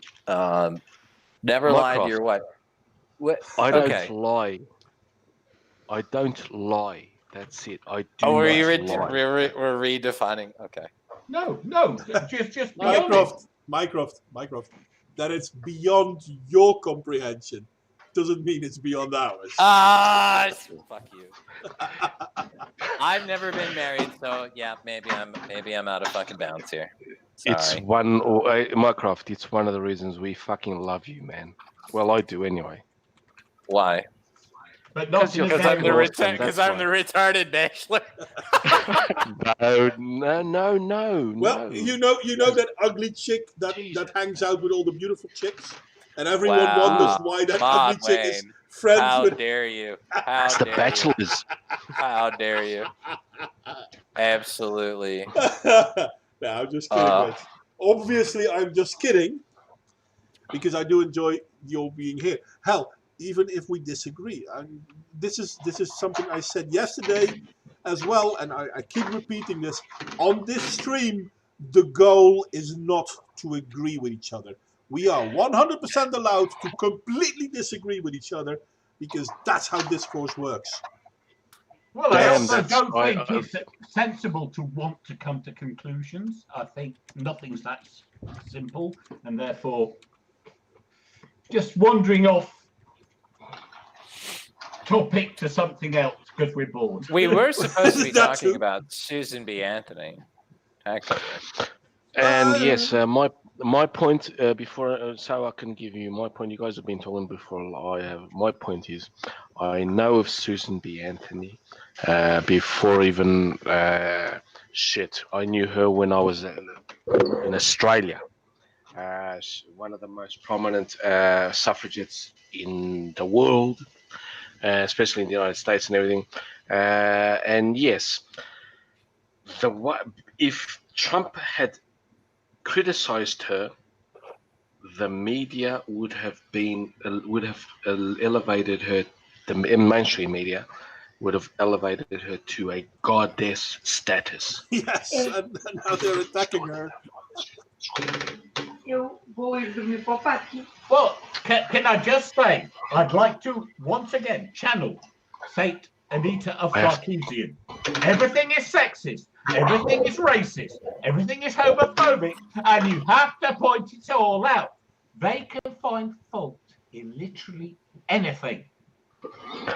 I have to talk really slow, guys. Can you guys hear me? Yeah, we can hear you fine. Yeah. Can you guys hear me? Yeah, because my wife's in the next room and I just woke her up. Sorry, guys. So I have a question. So, I have a question for all of you. It's very simple. 42. Now, what was the largest story in your country in the last week? Yeah, I am not a person to ask that question. I have no idea. I don't pay any attention. I'll tell you. I'll tell you guys what's the biggest story in my country. Portugal is in lockdown, more or less lockdown. We've had a coronavirus. We haven't had many cases, but we're having a surge, sort of. Not many people, but just enough. Now, every cultural event has been cancelled. Every meeting has been cancelled. The UEFA Champions League is being held in Portugal with empty stadiums. Now, this is what's the biggest news. Sorry, Carlos. Please don't tell me tonight's result because I've recorded it to watch later. No. I'm not going to give you the results. I don't give a shit about football. Well, that's good. Or anything I like just that. didn't want it to slip out. Yeah, I do give a shit, but I don't give a shit. Fuck it. Anyway, the biggest news is in the 4, 5, and 6 of September, the Communist Party, the Portuguese Communist Party, is going to have their annual fundraising event. That with 100,000 people in a restricted space, and they have been allowed. The Champions League matches are empty stadiums, but apparently the government, Portuguese Socialist Party government, has been going to watching those matches, but the fucking plebs cannot. What a surprise! What a surprise! Religious festivals, sporting festivals that doesn't involve the plebs, the rabble, like for example, bullfighting is still allowed with people in the stadium. Concerts of well, if you're going to watch bullfighting, you don't give a shit. I hate bullfighting. That's what I mean. If you're the sort of person who wants to see bullfighting, you don't give a shit. That's a cool story. Because, yeah, it's and you see what I mean. The double standard, and people are gonna forget that because we will be vaccinated. In fact, I will be vaccinated for the coronavirus because me and my wife, I want to take her next year. I was gonna take her this year, but the fucking Chinese bastards fucked me up really, and I'm being this moment I'm being how do I say egotistical, because I should have had my full motorbike license. I still don't have it, but I did buy my motorbike. It's a big 500cc motorbike, so it's only 500cc. Come on, that's not a big bike. All right, I well, was so- on the 125. I was on No, 125cc, so it is a big bike for me. I mean, how big No, that's good, big though. is a bike for me? Seriously. now, John, Yeah. I'm on tiptoes was- when I'm standing. I'm on tiptoes. what was the biggest story Alright. in your area? I know you don't remember, but like, was there anything? No, I don't not remember. I literally never pay attention. You never pay attention. No. Which is kind Okay. of explanatory now. All right. So what was? All right. Well, I then don't do that's fine. current John I will do pay us. current We'll pay us on you, John. Mr. Shirtless bastard over here. All I right. do pay attention to the news, but I've not been posting on Twitter for a while now, for about 3 weeks now, because fuck that. Facebook the same. What was the biggest? on- What was the biggest story in the Netherlands? What do you mean, what's the biggest story in the Netherlands? Biggest story, the biggest thing popping up in your feeds. Currently, This is gonna blow. everything Corona. Just coronavirus. Well, mostly. They're Modwine. talking about a lockdown Modwine. again, or still, or how you call it. Yeah, it is. It doesn't work. The only time I will ever agree with Sweden, they got it right. True. And They the did worst, not lock down. the worst part is we know that indoors is you're far more likely to get infected indoors than outdoors. The 1.5 meter is based on rubbish. Aerosols are way more active, and aerosols are absolutely not stopped by the breathing The masks. mortality rate And the mortality rate is is roughly the less same than the Than the- flu. than the flu, which has been Seasonal proven flu. as well. So all of these things we know now, and people have been saying this roughly since the start of the whole bullshit. And Do you wanna still, know- I would have. I have to ask you We guys. have do you changed wanna, the whole do you wanna- subject as a Yeah, color. no. We're coming back to that. Do you want to know what the biggest story in America was? well, Susan B. Anthony was. Kamala Harris. Yeah, and it was also the biggest story in the Netherlands, in the UK, Was it? Portugal. Oh yeah. Well, I mean, you guys are all here, right? Yeah, but No. it wasn't that big of a So story. we're here because it's Wednesday. We're here because it's Wednesday and it's moderate stream. And these Stream day, and I needed a I- topic, so it was a good topic. 90% look, of in the your Portuguese server, do not know the in your fuck server, who Kamala Modwayne, I Harris is. gave you so many fucking options, and you know what we went with? We went with the American story. Do you know Which why? was funny. Because America is best. No, No. it's funny. It's funny. The opposite of base. Modwine. Yes. Modwine. Yes. I want not Modwine. Sorry, Minecraft. I absolutely want an American Civil War 2.0 at the moment. I mean, a real Civil War, not Yeah, the no, I know. fucking cosplaying. Not the cosplaying that's happening in Seattle and Portland. No, that's cosplaying. I want a fucking real Civil War where Carlos, you're not getting your empire back. I'm sorry, buddy. No, let me finish. It's empire. I want a Second Amendment Civil War where the pro Second Amendment guys, the fully trained preppers, do you see what I mean? Who fucking know how to use an AR-15, an M4 grenade launcher, a mini 14, etc. They know how to use those fucking guns. Who they don't just spray. They don't waste bullets. They count their bullets. One bullet, one kill type preppers. I want them to actually not start fighting, respond to those fucking Marxist cunts who are cosplaying at being Che Guevara, the most homophobic, racist, Murderous. fucking racist cunt that ever existed. Racist, sexist, homophobic. Exactly. Him, the ones that they put in their shirts, they are fucking, they are celebrating a homophobe, a sexist, a racist. I always like it. I always leave like it to America to fucking correct your Marxism. Like Well, the I always like it. neo-Marxism of the day. The funny thing is, all Dude, those kids wearing a Che Guevara T-shirt, if they were to meet Che Guevara eye to eye, he would most likely kill them. shoot them down. Exactly. And they don't realize. Mycroft. We had a person called Salazar, Antonio de Oliveira Salazar.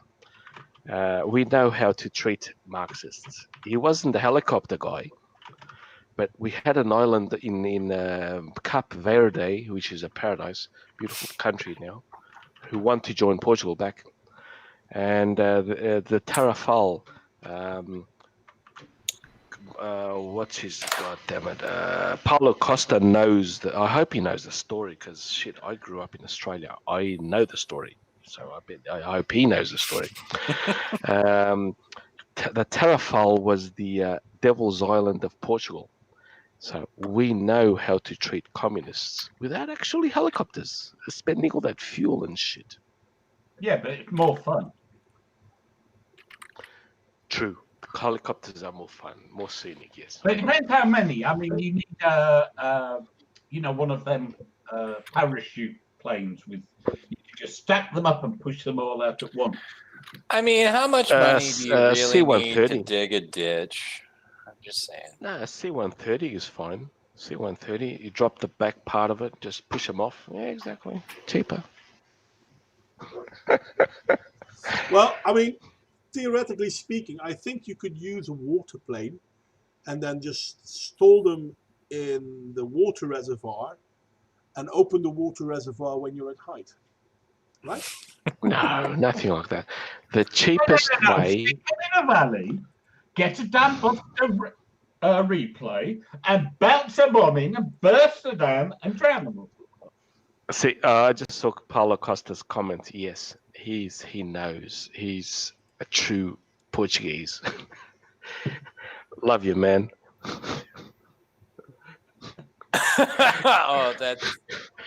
Fred's here. Hi, Fred. Hey, buddy. Hey, Fred, man. Mr. Fredman. Frederick. Anyway, my friends, I have to go. Already? To work. You just go here. Oh man, it's close to midnight. I haven't been sleeping a lot. All this fucking stress. My insomnia's back. Oh, sorry. And I can't drink to cure it. See what I mean? Yeah. I haven't gone teetotaler, but I have been cutting down my drink and shit. It's good to know that you're still alive, so that's good. Yeah, it is. I just want to answer Frederick. Frederick Grimm in the chat. Salazar was the intellectual dictator. He wasn't as brutish as Franco. Franco was an idiot, basically. He wasn't a socialist, but no, he wasn't a socialist. But that's what I was wondering. it was collective as well. Collectivism is shit.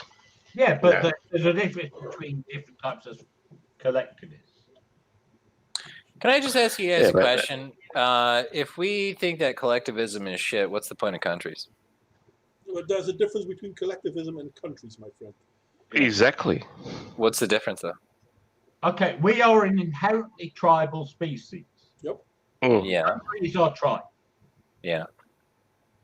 You have to have segregation. You cannot just scale forever. We see as I've said before in this stream, so many problems come because of the size of the government and its inability to cope with people as individuals. Instead, it has to set these stupid rules, and rules never work, right? Imagine how bad it would be if it was even bigger, like, say, the European Union. Imagine the British and the French getting along. Holy shit. Hey, we did. They did for a while, yeah. A war or two. Exactly. Yeah. Yeah, okay. Well, war makes things better. We went to war in World War I because of the Entente Cordiale between Britain and France. So who mentioned collectivism? It was in the chat, but I don't know. Frederick mentioned collectivism, etc. But yeah, religion is collectivism. And socialism, it's a anything that collective. It's a Can collective I of just say to Frederick values Grimm, or both the people. Nazis and fascists, and Nazi stands for National Socialist. The clues in the name. socialism, Yep. exactly. Fascists And and those are the Nazis fascist were both derivations of socialism. of And that's socialism, why- collectivism, exactly. no, but they were What are both we- derivations of socialism. Just That's why- I've said this before. I've said this before many times before I came. But the only time that socialism works is when you have a hunter-gatherer society. yeah. As soon as you get into the soon as you get into a agricultural society where people start protecting their own property, socialism just does not fucking work. And also, the new breed of socialists that I've been seeing everywhere since Greta Thunberg, etc., they have become primitivism. They want to bring back primitive notions. They want to get rid of energy production, manufacturing, everything. They want to get back to primitivism. Oh, they notions. don't They love organic farms. They love self-sustaining shit and that. Yeah, but But weren't that the doesn't. Kurds just like the most amazing people, though? Yeah, the Kurds were fully Marxist socialists. Yeah, exactly. No, Yeah, well, I mean, they want that. So, like, just to finish my point,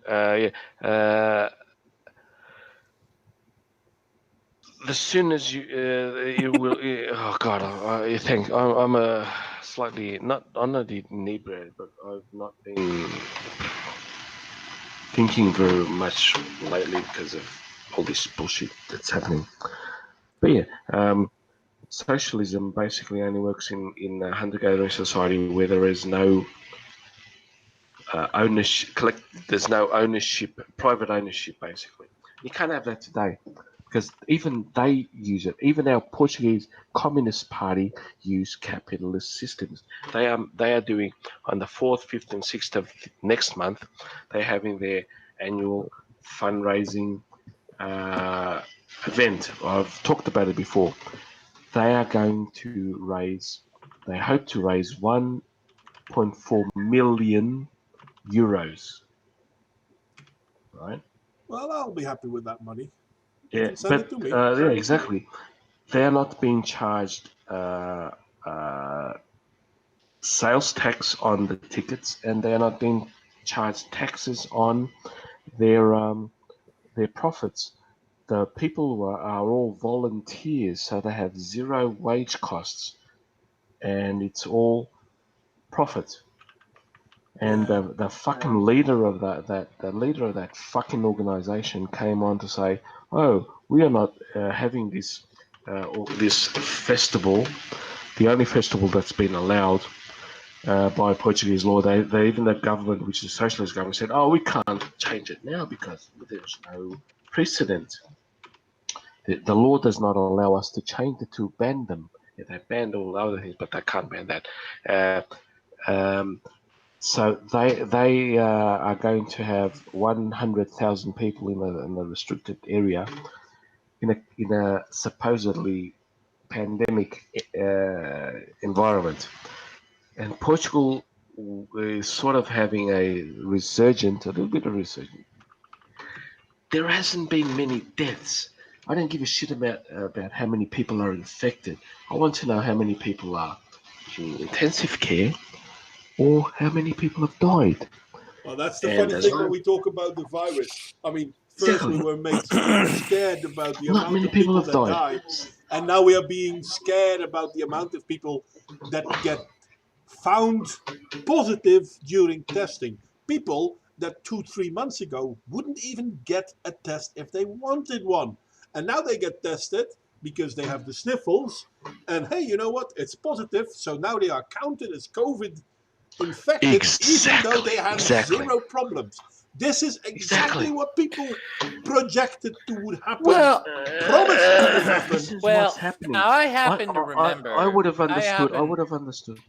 I would have. I did confer with people at the start. People, the Western countries did not have ventilators, didn't have the medicines, didn't have the preparations ready. But it's been now 3-4 months. There are many treatments that are at least 90% effective. Yeah.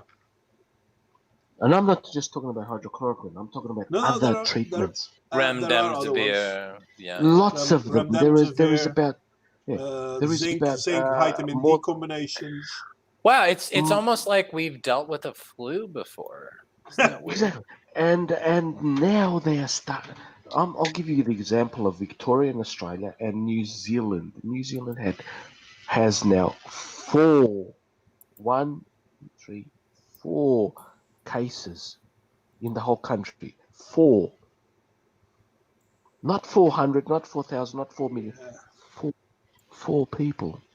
They are isolated. But they do And you know what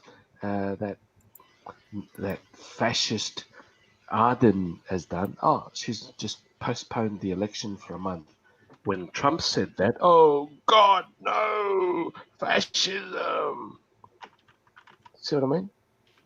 Yeah, I find it somewhat interesting that no matter what's going on, we need to lock down more and more and more and more because some people may die.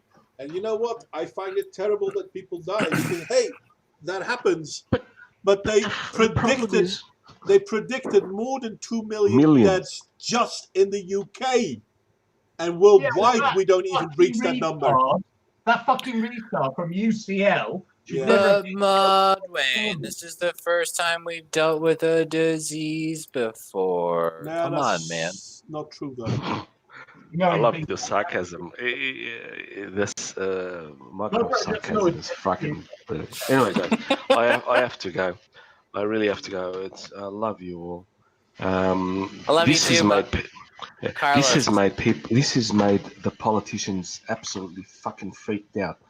A little bit north of where I live in Galicia in Spain, Vigo, is a nice city. It's a beautiful city, beautiful seafood restaurants. Well, there was beautiful seafood restaurants. Do you know what? Do you know what? Do you know what they're fucking doing now? They're gonna start putting up the Christmas lights in fucking August, September. Yeah, madness all around. Jesus. Just so more enlightenment from the Middle East, and you won't even be allowed Christmas. Oh God, exactly, John. Absolutely, exactly. And I just seen on today that Priti Patel's going to start the deportation flights from the UK. She keeps promising. First, I want to see it before I believe I it. think she has to do it now because Nigel Farage is being an absolute hero. Yeah, honestly. Yeah, he's being a did fucking you see what absolute hero. did you see what he's doing? He's like going around. He's going around and like fucking popping up like where the fucking migrants are getting crazy, and he's like wearing like a pink shirt, and he's like, "Well, it looks like these migrants are getting a little crazy. Let's investigate." And that's just fucking. Yeah, that's just him now. Right? He's only one. Great shit about it. Oh, how I love it. How awful! Dude, I love it. I love it. He's only one person. That's I follow 7 that's been doing that. We actually go to Dover and the areas, the hotels, etc. You film. We got a problem. John may know the people. I don't know if he knows. We got a problem as a channel. Maya Tusi, I'm not actually sub. Rotten Politics, a few other commentators that are British commentators, which are fucking It's awesome. much easier to distract myself with insanity abroad than what's actually happening here, so I ignore it. In Portugal, the refugees, quote unquote, apparently trashed refugees trashed a migrant center, a hotel for 3 stars, and the Well, it's police not here don't security, fuck isn't it? around. The The clothes police aren't here good don't. enough. The food's not good enough. The housing's not good enough. Exactly. Yes, exactly. The same here. The Portuguese police don't take shit. They don't have Crusader Dick controlling them. No, They went well, after them hopefully and we fucking. won't have a long either. Fucking. They Ooh, captured them and they're on trial. God, a I little do spicy there, bud. fucking hope they are expelled and sent back to Morocco because they're fucking Moroccans. There's no fucking war in No, they Morocco. should be put back in a bit dinghy in the sea and said, bye. Make your own way there. You can get yourself here, Yeah. so you can get yourself away from here as well. Good luck. Yeah. Well, I just want to know what the fucking navies are doing. Like, why the hell is the Exactly. UK Navy The not? fucking British Navy blockade France. God damn it. That would be fun. I totally Jesus, agree to it, to be no, honest. I'm not. I mean, if the We French... gave Calais back. It was a mistake giving Calais back to the French. That's what I say. The Wow. Portuguese Navy would not hesitate in fucking blockading France, and they would do it with only a couple of 2 ships. The French are fucking Jesus. Not the French people, the French government. I will add. Yeah, it's really funny to me because like the as much time as the French like fucked around in Algeria, you would think that they would have some sort of understanding of like international conflict and how you relocate people, because I guarantee you they were dislocating people while they were dropping troops in there, but for whatever reason we're meant to believe that people coming across the strait there, they just have to settle in France. They just have to be there. Well, they should seek asylum in the first safe country. If I ever get contacted by some extraterrestrial civilization, the first thing I'll ask them for is a ship, and the ship must have a replicating device which will create a nanotechnology, which I will infect every human being on Earth, which I will selectively control, and in Europe I will neuter everyone of the Mohammedan faith. Wow. Well, day is full, male my friend. males from puberty to onwards. So every male from puberty will be neutered of the Mohammedan don't faith. even think it. That's a fucking feminist wet dream. Of course it is. No, it's not, John. Why? Because It is. they are minorities. No. Feminists hate men more than they like minorities. White men, not No, other. they hate men. Man. No, they don't. They No, go to seriously. Morocco to fucking breed with those No, seriously. men. Wow, how many times has France had its dick in Algeria? Jesus fuck. I just went to the fucking Well, Wikipedia page. It was a colony until 1956, And then they fought a lot. and then they gave it up and they made weird laws. Yeah, you guys can come over. Wow, France actually won a war? Jesus.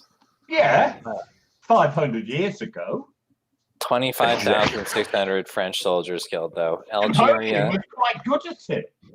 Wow, they're still faggots even when they win. Jesus. The French government likes the white flag, man. Just Yeah, obviously, because it's the royal flag. Isn't this George W. Bush's greatest ever phrase? Jesus. you see the red and the blue on their flag just faints. So No. The royal flag of France was a white flag with the fleur-de-lis in white. Exactly. So obviously they fly a white flag. which is ironically part of our royal coat of arms. It is true, but I'm not sure if it's how it got there. Let's put it like that. Because Johnny, Are they just retarded? Like, is that the problem? Like, why do they suck so hard at war? I hope John does not take. I'm not offending you, John, because you know I'm culturally British.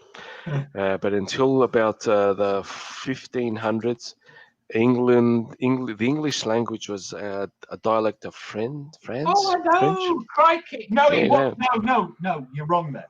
The English language was No, I'm not a dialect of French. The English Yes, it was. language. No, the English. Because I've read the history of this, right?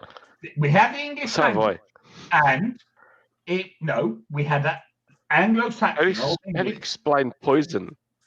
And when? No. There's lots of French words. But when the French, No, just like look at the state of this, the though. Conqueror came over, he made French the royal language. The official language. Exactly. English actually went to Scotland, and it was the Scots who actually kept the English language alive as a rich. No. Yes. 25,000 dead, and they only killed 160,000. Like, that's fucking. That's bad. That's bad kill offs, man. There are 3 languages in Scotland. You know that. Fuck France. John. The nobles spoke French. The commoners spoke English. The Scottish kept English alive as a serious language, and then when it was like Edward II or someone decided to make the Welsh. Make English the official language again in England, stopped it being French, and they had the Scottish legacy. I just told you the nobles spoke French. Yes, I know. In England, the common people spoke that's what I'm saying. English. Yes, yeah, I know. Like in the Georgian period. Variety the of Georgian period, the King Georges, they were Deutschlanders. George spoke German. Exactly. Never learned English. Germanic. And ich kann sprechen the English in the Englishlander. But that's one of the reasons. Argument about the actual nature of the language itself. I know the language because I grew up with English, and I know Portuguese. It's the same. French. It's not a disparaging remark because English and Portuguese preceded French in these isles. It held. I know that. Life, and then it resurged when the King of England finally decided to bring it back. Thank you for saying what I know. That I believe that. Yes, I know. I'm not, like I said at the start. I don't want to offend you or anything. The English language was once a dialect of French, but that's not the bad thing, because it was at the time when the French were good people, were intelligent people, were really? Fucking. They were not. They actually. Shit, they did not surrender for a fucking 100 years against you guys. That tells you how good they were. Now they fucking surrendered. Since then, they've been surrendering every time someone shouted at them, they would surrender. They would show the white fucking flag. You see what I mean? Yeah, but again, the white fucking flag is the royal flag of France. Well, yeah, it was the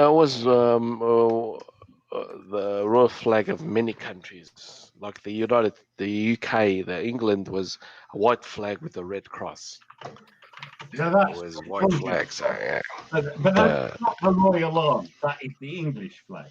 I'm just saying, like I said, the English flag. I did not say the English flag. Exactly. Yes. Yes, absolutely. I'm fucking. I love history. I don't love history. I like history. Carlos, you love everything, man. No, You're he just doesn't. you're a very loving person. It's very nice. There are, I'm sure, Thank you, things Micah. that really Thank you. get under his skin. Yeah, but according to some on the extreme left, I am a fucking Nazi, a hateful person, etc., etc. You know what I mean? Well, I mean, who isn't a Nazi at this point? I guess. No, absolutely no one is a No, we're Nazi. all part of No, our community. absolutely everyone is a Nazi at this point. Anyone who's not woke, i.e., an authoritarian fascist retard, is far right. But By yeah, but far once right, I mean, those is not a woke fascist yes, retard. yes, but Well, once here's the weird part hey, about it. Like, do you know who I? Just before I go, I'm absolutely going. Do you know who I am waiting to be absolutely fucking cancelled? I mean, piled on cancelled. Sean King. Sean King. Well, you better keep fucking waiting, That boy. guy is Teflon. Seriously. That Hey. guy That man is untouchable. He is trans black. Teflon. You bigot. Dude, I'm going to send a private message to President Trump who will praise Sean King, and you watch him. Now that would be fun. Oh, that kind of drives us back to our original subject. Did Yeah, Susan anyway, B. Anthony just get canceled? I don't know. Exactly. Do you see what I mean? Susan B. Anthony getting cancelled. I'm really happy she's cancelled. Sean King is next. I mean, how the fuck can the black community condone a fucking ginger? He's fucking almost fucking ginger. Hey. He's so fucking white. I mean, gingers aren't as white as him. Look. And might not have a soul, but they're still people. Of course they are, but do you see what I mean? You're royal. Royal. Yeah. Yeah, your royal family is fucked, man. You let an American in, and she's black. What are you doing, man? Hey, a person who is more white than a surrender flag, pretending to be black. That is fucking the most epitome of blackface. It's comedy. No, it's blackface. Comedy. That is the minstrel show. No, it's satire. It's satire of the deepest order because when Al Johnson was blacker than saying you are. Al Johnson painted as black. Al Johnson was blacker than Sean King. No, can we take Bongland seriously anymore? Like, is this like a real country? I don't know. Like you're almost at like Canada tier at this point. Hey, Canada is only a fucking. Canada is fucked. So fuck your sarcasm about our country. Canada is fucked because of Trudeau. Pretty much. He's not going to last long. Well, that's the reason I bring up the Queen. Nick, guys, married to a the United States maybe not, but we here in Europe better prepare for fucking food kitchens. And, well, at least the food bowls will have a nice European Union flag on them. So Mycroft, I'm not worried. I live in a farm. Oh, so you're going to be the first to die? Okay. No, because I have weapons. I don't know, how big is the Portuguese army? Let me look that up. We're minuscule. We're only 60% of Portuguese employers, people who are working, belong to the public service. So we will never fucking have any great problems. See what Portuguese army, it's like one guy with a hat. No, what? Yeah, you'll be all right. We will be completely fucking all right. But Spain's fucked. Spain will be fucked. The Europe will be fucked. Portugal will have a little bit, but shit, we've been having a crisis since 1978, basically, and I'm sure Paulo will confirm. Portugal has been in a crisis, economic crisis, since 1974, basically, when we had that fucking revolution. Why do you So, have tanks? Like, what are you gonna do with tanks? They're to make money. Let me.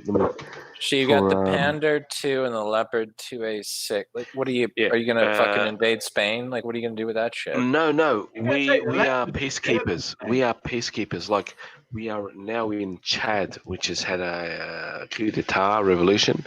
We are there. Oh, not the so- Chad in Seattle.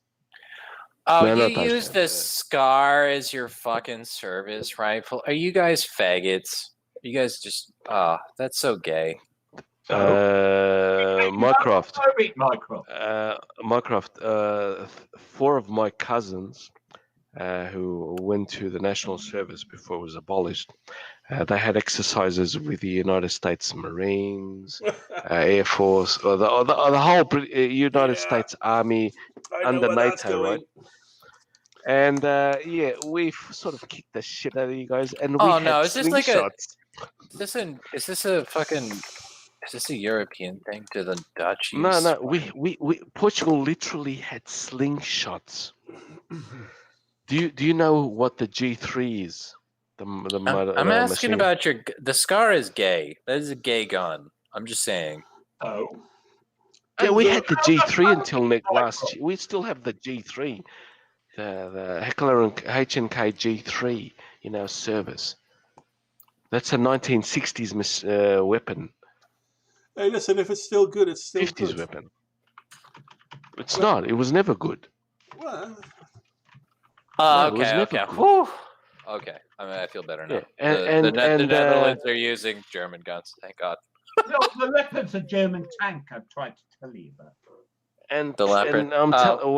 we do have gun. the F-16. Yeah, but you I don't even mentioned actually the know Leopard. where the.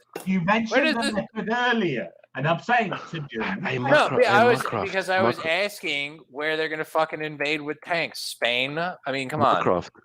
Mycroft, do you know why the Portuguese army volunteers for the United Nations peacekeeping roles?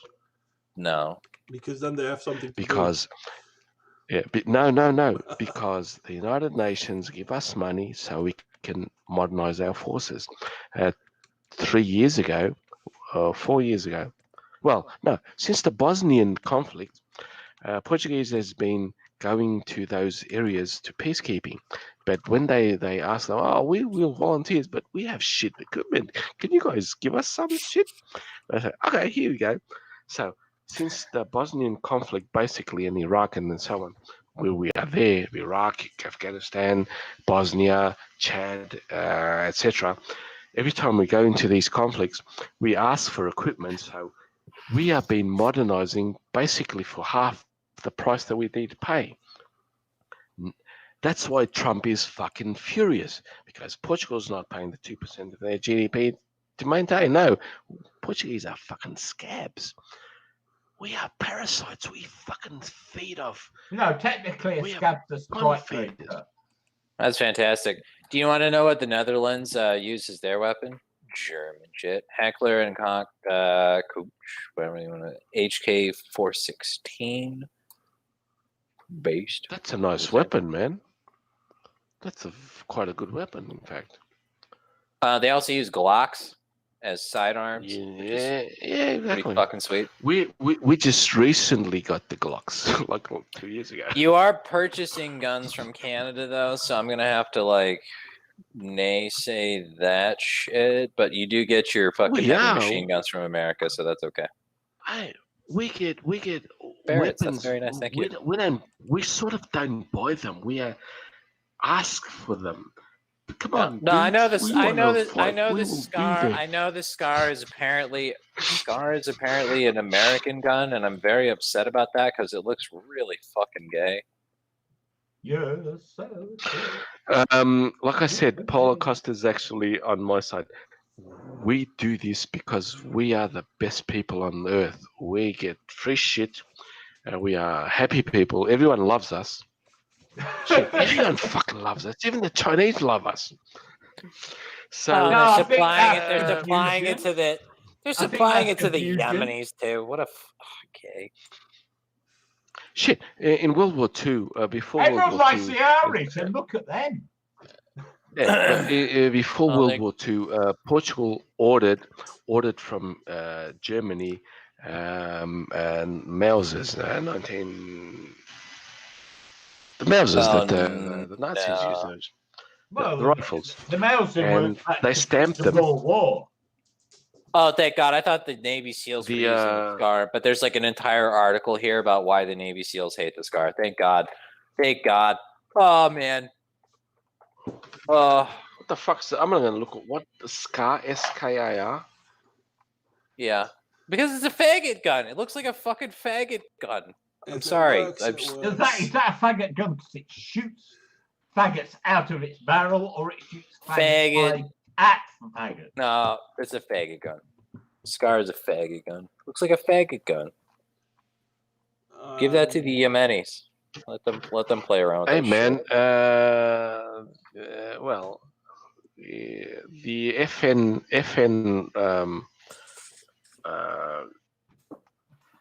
Navy rifle SEAls. weapons are very good.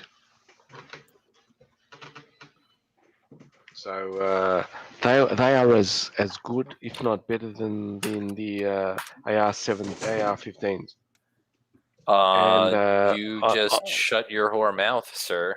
You mean something's better than no, AR-15? I'm not. No, they are. I said they are just as good. I didn't say better. Well, the AR-15 isn't that good a platform. Let's be honest. It's not. It is a perfect platform. You can No, it's not. you can customize the shit out of that gun. It's You basically. can do that. You can. What's the name of the? Because it's merely an aesthetic change to. I can't remember the original one. It's a single shot rifle, which it still is, by the way. It's a mock-up of an M16, if I remember correctly. Well, I'm not a gun guy, so I don't remember. Visually, it's a mock-up of an M16, but the AR-15. How do you call that? The mechanism, the shooter bit, so to speak. It has a name, but I'm not. What, from the a gun firing culture. pin? No, not just the firing pin, the whole thing. So, not the handle, not the bolt, but the mechanism of the firing mechanism and the place where the magazine goes in. Oh, how is it called? Chamber. No. I don't know how guns work. Do you know? You don't pull know the how gun trigger? works? And then, yeah. Well, Sorry. I sort of know. There is no perfect equipment, military equipment, but there are very good ones. I'm saying like The American Okay, guys, we've combat got 18 minutes rifle. to wrap up. there are The two American gay guns. rifle. There are two gay guns, the Scar and the FAMAS. The FAMAS is also a fucking faggot gun, by the way. Hey, nothing wrong with faggots as long as they're cooked properly. Oh, and the AK-47. And how do you say you're fine with bullpups? Yes, tentatively. The Steyr bullpups. Oh, That's the fucking most gayest rifle in Look, the world, man. Hey, you know what? You know what though? I think bullpup has there's a reason for it. I don't remember it now, but like somebody explained it to me one time, and I thought it was smart. Useless. The best military equipment rifles are the the F-16 and variants system. The F-16 or the M16? The AK-40 F-16, M16. Sorry, the AR-15, the military version of the AR-15. Do you know what the Kalashnikov, which is No. now No. it's the AK-97. No, AK-1. It's not the AK-74 or 47. It's a 74. It's gone pure awesomeness now. The FN systems are they are Browning stuff, man. Browning. FN is Browning. See, the problem I Isn't always that heard about British? the problem I always heard about the AK was that or the No, Kalash it was Belgium actually. What was that Browning brand? like was the American gun was manufactured so light that there was so much kick because the gun was so light because they made it out of like cheap materials, and also the barrel Jesus, was they're shorter. firing 223s. That doesn't kick. It's a 22 rifle, man. No. An AK? They're not shooting 223s out of an AK. What are you talking about? Is just the Russian version of the 22. It's not much bigger. I'm trying to find Browning actually, man. Where's Fred? Is Fred in the chat? Fred's probably losing his fucking mind right now. The word I was looking for is receiver. Hey, I know. And the receiver used... Receiver. I know as much about guns as... Well, I remember that the receiver used for the Armalite 7.62. rifle, There you go. the Armalite rifle, the same receiver they used was also used for what was it? Single shot. Well, obviously single shot. Hunting type rifle, but it was considered to be a relatively light rifle, and the AR-15 is still a relatively light rifle. But because America is America, It is. It's now it's a called... 22. The AR-15 system. What does the AR-15 shoot, and what does the M16 shoot, Fred? 22, 223, 222, right? Colt. Fred's a gun guy. 556 something. 5.56, yeah. But here's the thing, though, is that if I remember correctly, the fucking Russians made their own caliber of bullets so that they couldn't be put back into the guns. Just slightly above 22, so 23 caliber. Instead of .22, it's a .23 or .24. Most of the early assault rifles fire equivalents of 7.62. So early, yes, but the modern ones don't. The Browning, the bar was the 308. The 7.62 is a 308. But before we pretend that we know what we're talking about, what is an assault rifle? A rifle used by an army, by the military. That's it. Assault rifle is a term for big, scary, spooky gun. 5.56. Yeah. So the M16 uses 5.56. So is the Garand an assault rifle? No, it's not. No, it's not. Why is the Garand unless it's used by the military? The Garand was used by the military. Assault rifle for a very long time. Only that. No, but the AR-15 is not used by the military because it's a semi-automatic.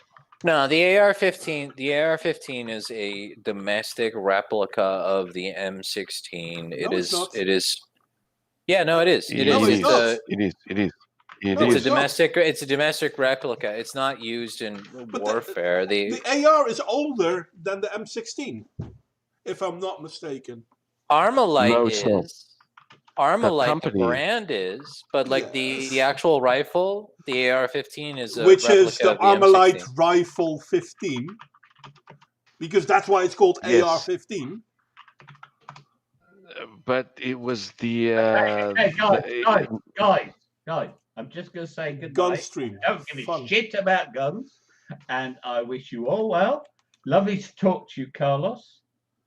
Same with you, John, my dear friend. Good night, Redcoat. Try not to imperialize. Hey, red's my favourite colour, but I never wear a coat. M16 was introduced into service in 1964 till present. The AR-15 was developed in 1977. What?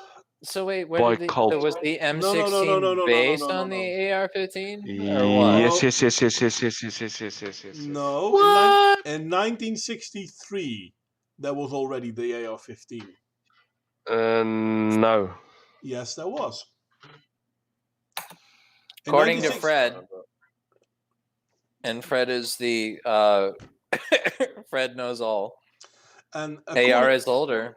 Yeah, as far as I know, in 1956, Eugene Stoner created the Armalite AR-15. In Wait, no. 1956. AR-15 is 1956. No, that's when he created his company. Yeah, but the Armalite AR-15 was never used in combat, though, right, No, of Fred? course not, because it's not a combat weapon. Well, maybe it has been used in combat, but not. It wasn't designed as such. God, how can I post this on this links on this stupid? Let's see.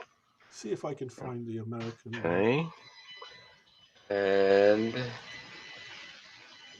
it's in English, so.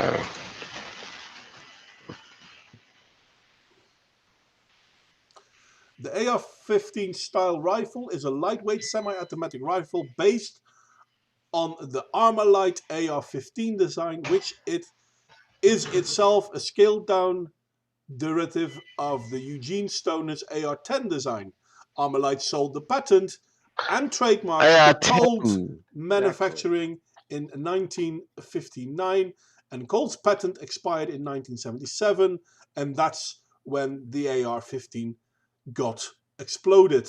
But it was there well before it. So But when it did was the when did the M16 rifles come around? When did that happen? Sorry, what? They are the nomenclature of AR. They are the Armalite rifles, right? That's the company name. The Armalite rifles. Yes, so therefore AR-15, as in product style. They are. That's for the public. They are private. Of course, they are all based, but the original one, like you said, was the AR-10. The AR-15 is the AR-10 was a carbine, wasn't it? Yes. They are both carbines. They are all carbines. Yes, and the AR-15 is a smaller version of the AR-10. It's not bigger, it's not better, it's smaller. And it was already made in 1959. The carbine is a rifle that has a certain here we go. So the M16 was developed shortly after the AR-15, and it was meant to replace the M14, a cross between the M1 Garand, M1 carbine, and the Browning automatic rifle. M14 was the first Cold War service rifle. It seems that Frederick seems to agree with me that the AR is indeed older than the M16. Thank you. Of course it is, because AR was the... Oh, well, no, okay. No, he's saying now AR-10 was a 7.62, so AR-15 is smaller. So technically you're right there. The AR-15 was We are all correct. But to come back to the term Armalite rifle, the system that it uses, the firing pin, it's all about the receiver, to be honest. Exactly, the receiver thing. Yes, obviously. Rocket launcher. Yes, Jimmy, that's what it means. But to certain Democrats, it actually means that. Yes. Yeah, I actually saw a guy standing with a piece of paper with a huge fucking hole in it. I mean, a hole big enough to put your fist to, and he's like, "Yeah, but this is the bullet hole from an AR-15," and I'm like, dude, even a shotgun wouldn't do that. It's a 22 caliber. Yeah, it's a fucking... Do you guys know what the 22 long rifle is? Shooters know what a fucking 22 long rifle is. They're rabbit guns. They're rabbit guns. Yeah, but they do... You can shoot a 22 long rifle for up to... the bullet can travel up to almost 1.6 kilometers or a mile easily. And still hit you and leave some damage. Those Fine, memes were PSU, fun for a while. Like when you'd see like a giant like shell hole in the side of a fucking like Navy ship, and then they'd be like, the a text would 25 be like, ACP. yeah, the text would be like, my AR-15 did this. Do you think people should have this sort of weapon? Yeah. But you know what the worst part is? There will be people believing it. Yeah, yeah, because guns are spooky when they look spooky, and there you go. That's Well, why we shouldn't have guns. I'll be the last to deny guns are scary, because yes, guns can be very scary, and yet I still think You people have should not have them. you have not seen a fully loaded stapler gun.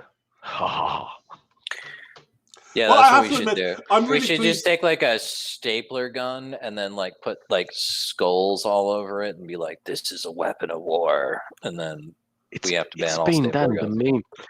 The meme is you get an AR, an M16, and then you add attachments like shit, whatever the loony left meme about or get outraged. You just add that attachment, and it becomes scary. Well, that's the thing is that I think that's the retardation of people who don't do guns, is that they think that like a gun with like a wood stock is less damaging. Damaging than one with a folding stock, exactly. Which Well, it's with all with about the like receiver. like a carbon stock. So like a carbon stock, like when you have like a M16 or a AR-15 or whatever with a carbon stock and it's black and it's spooky, like that's why people get like Yeah. freaked out about it. Now, on me ending, I'm really going now ending this. Yeah, The it's Democrats good want about time to call it quits anyway. wants to defund the police, and they also want to confiscate guns. Now, who's going to confiscate the guns when there are no police? Oh no, the last police action will be confiscating the guns, and then No, they they will won't, not. because the police unions are not are not actually following.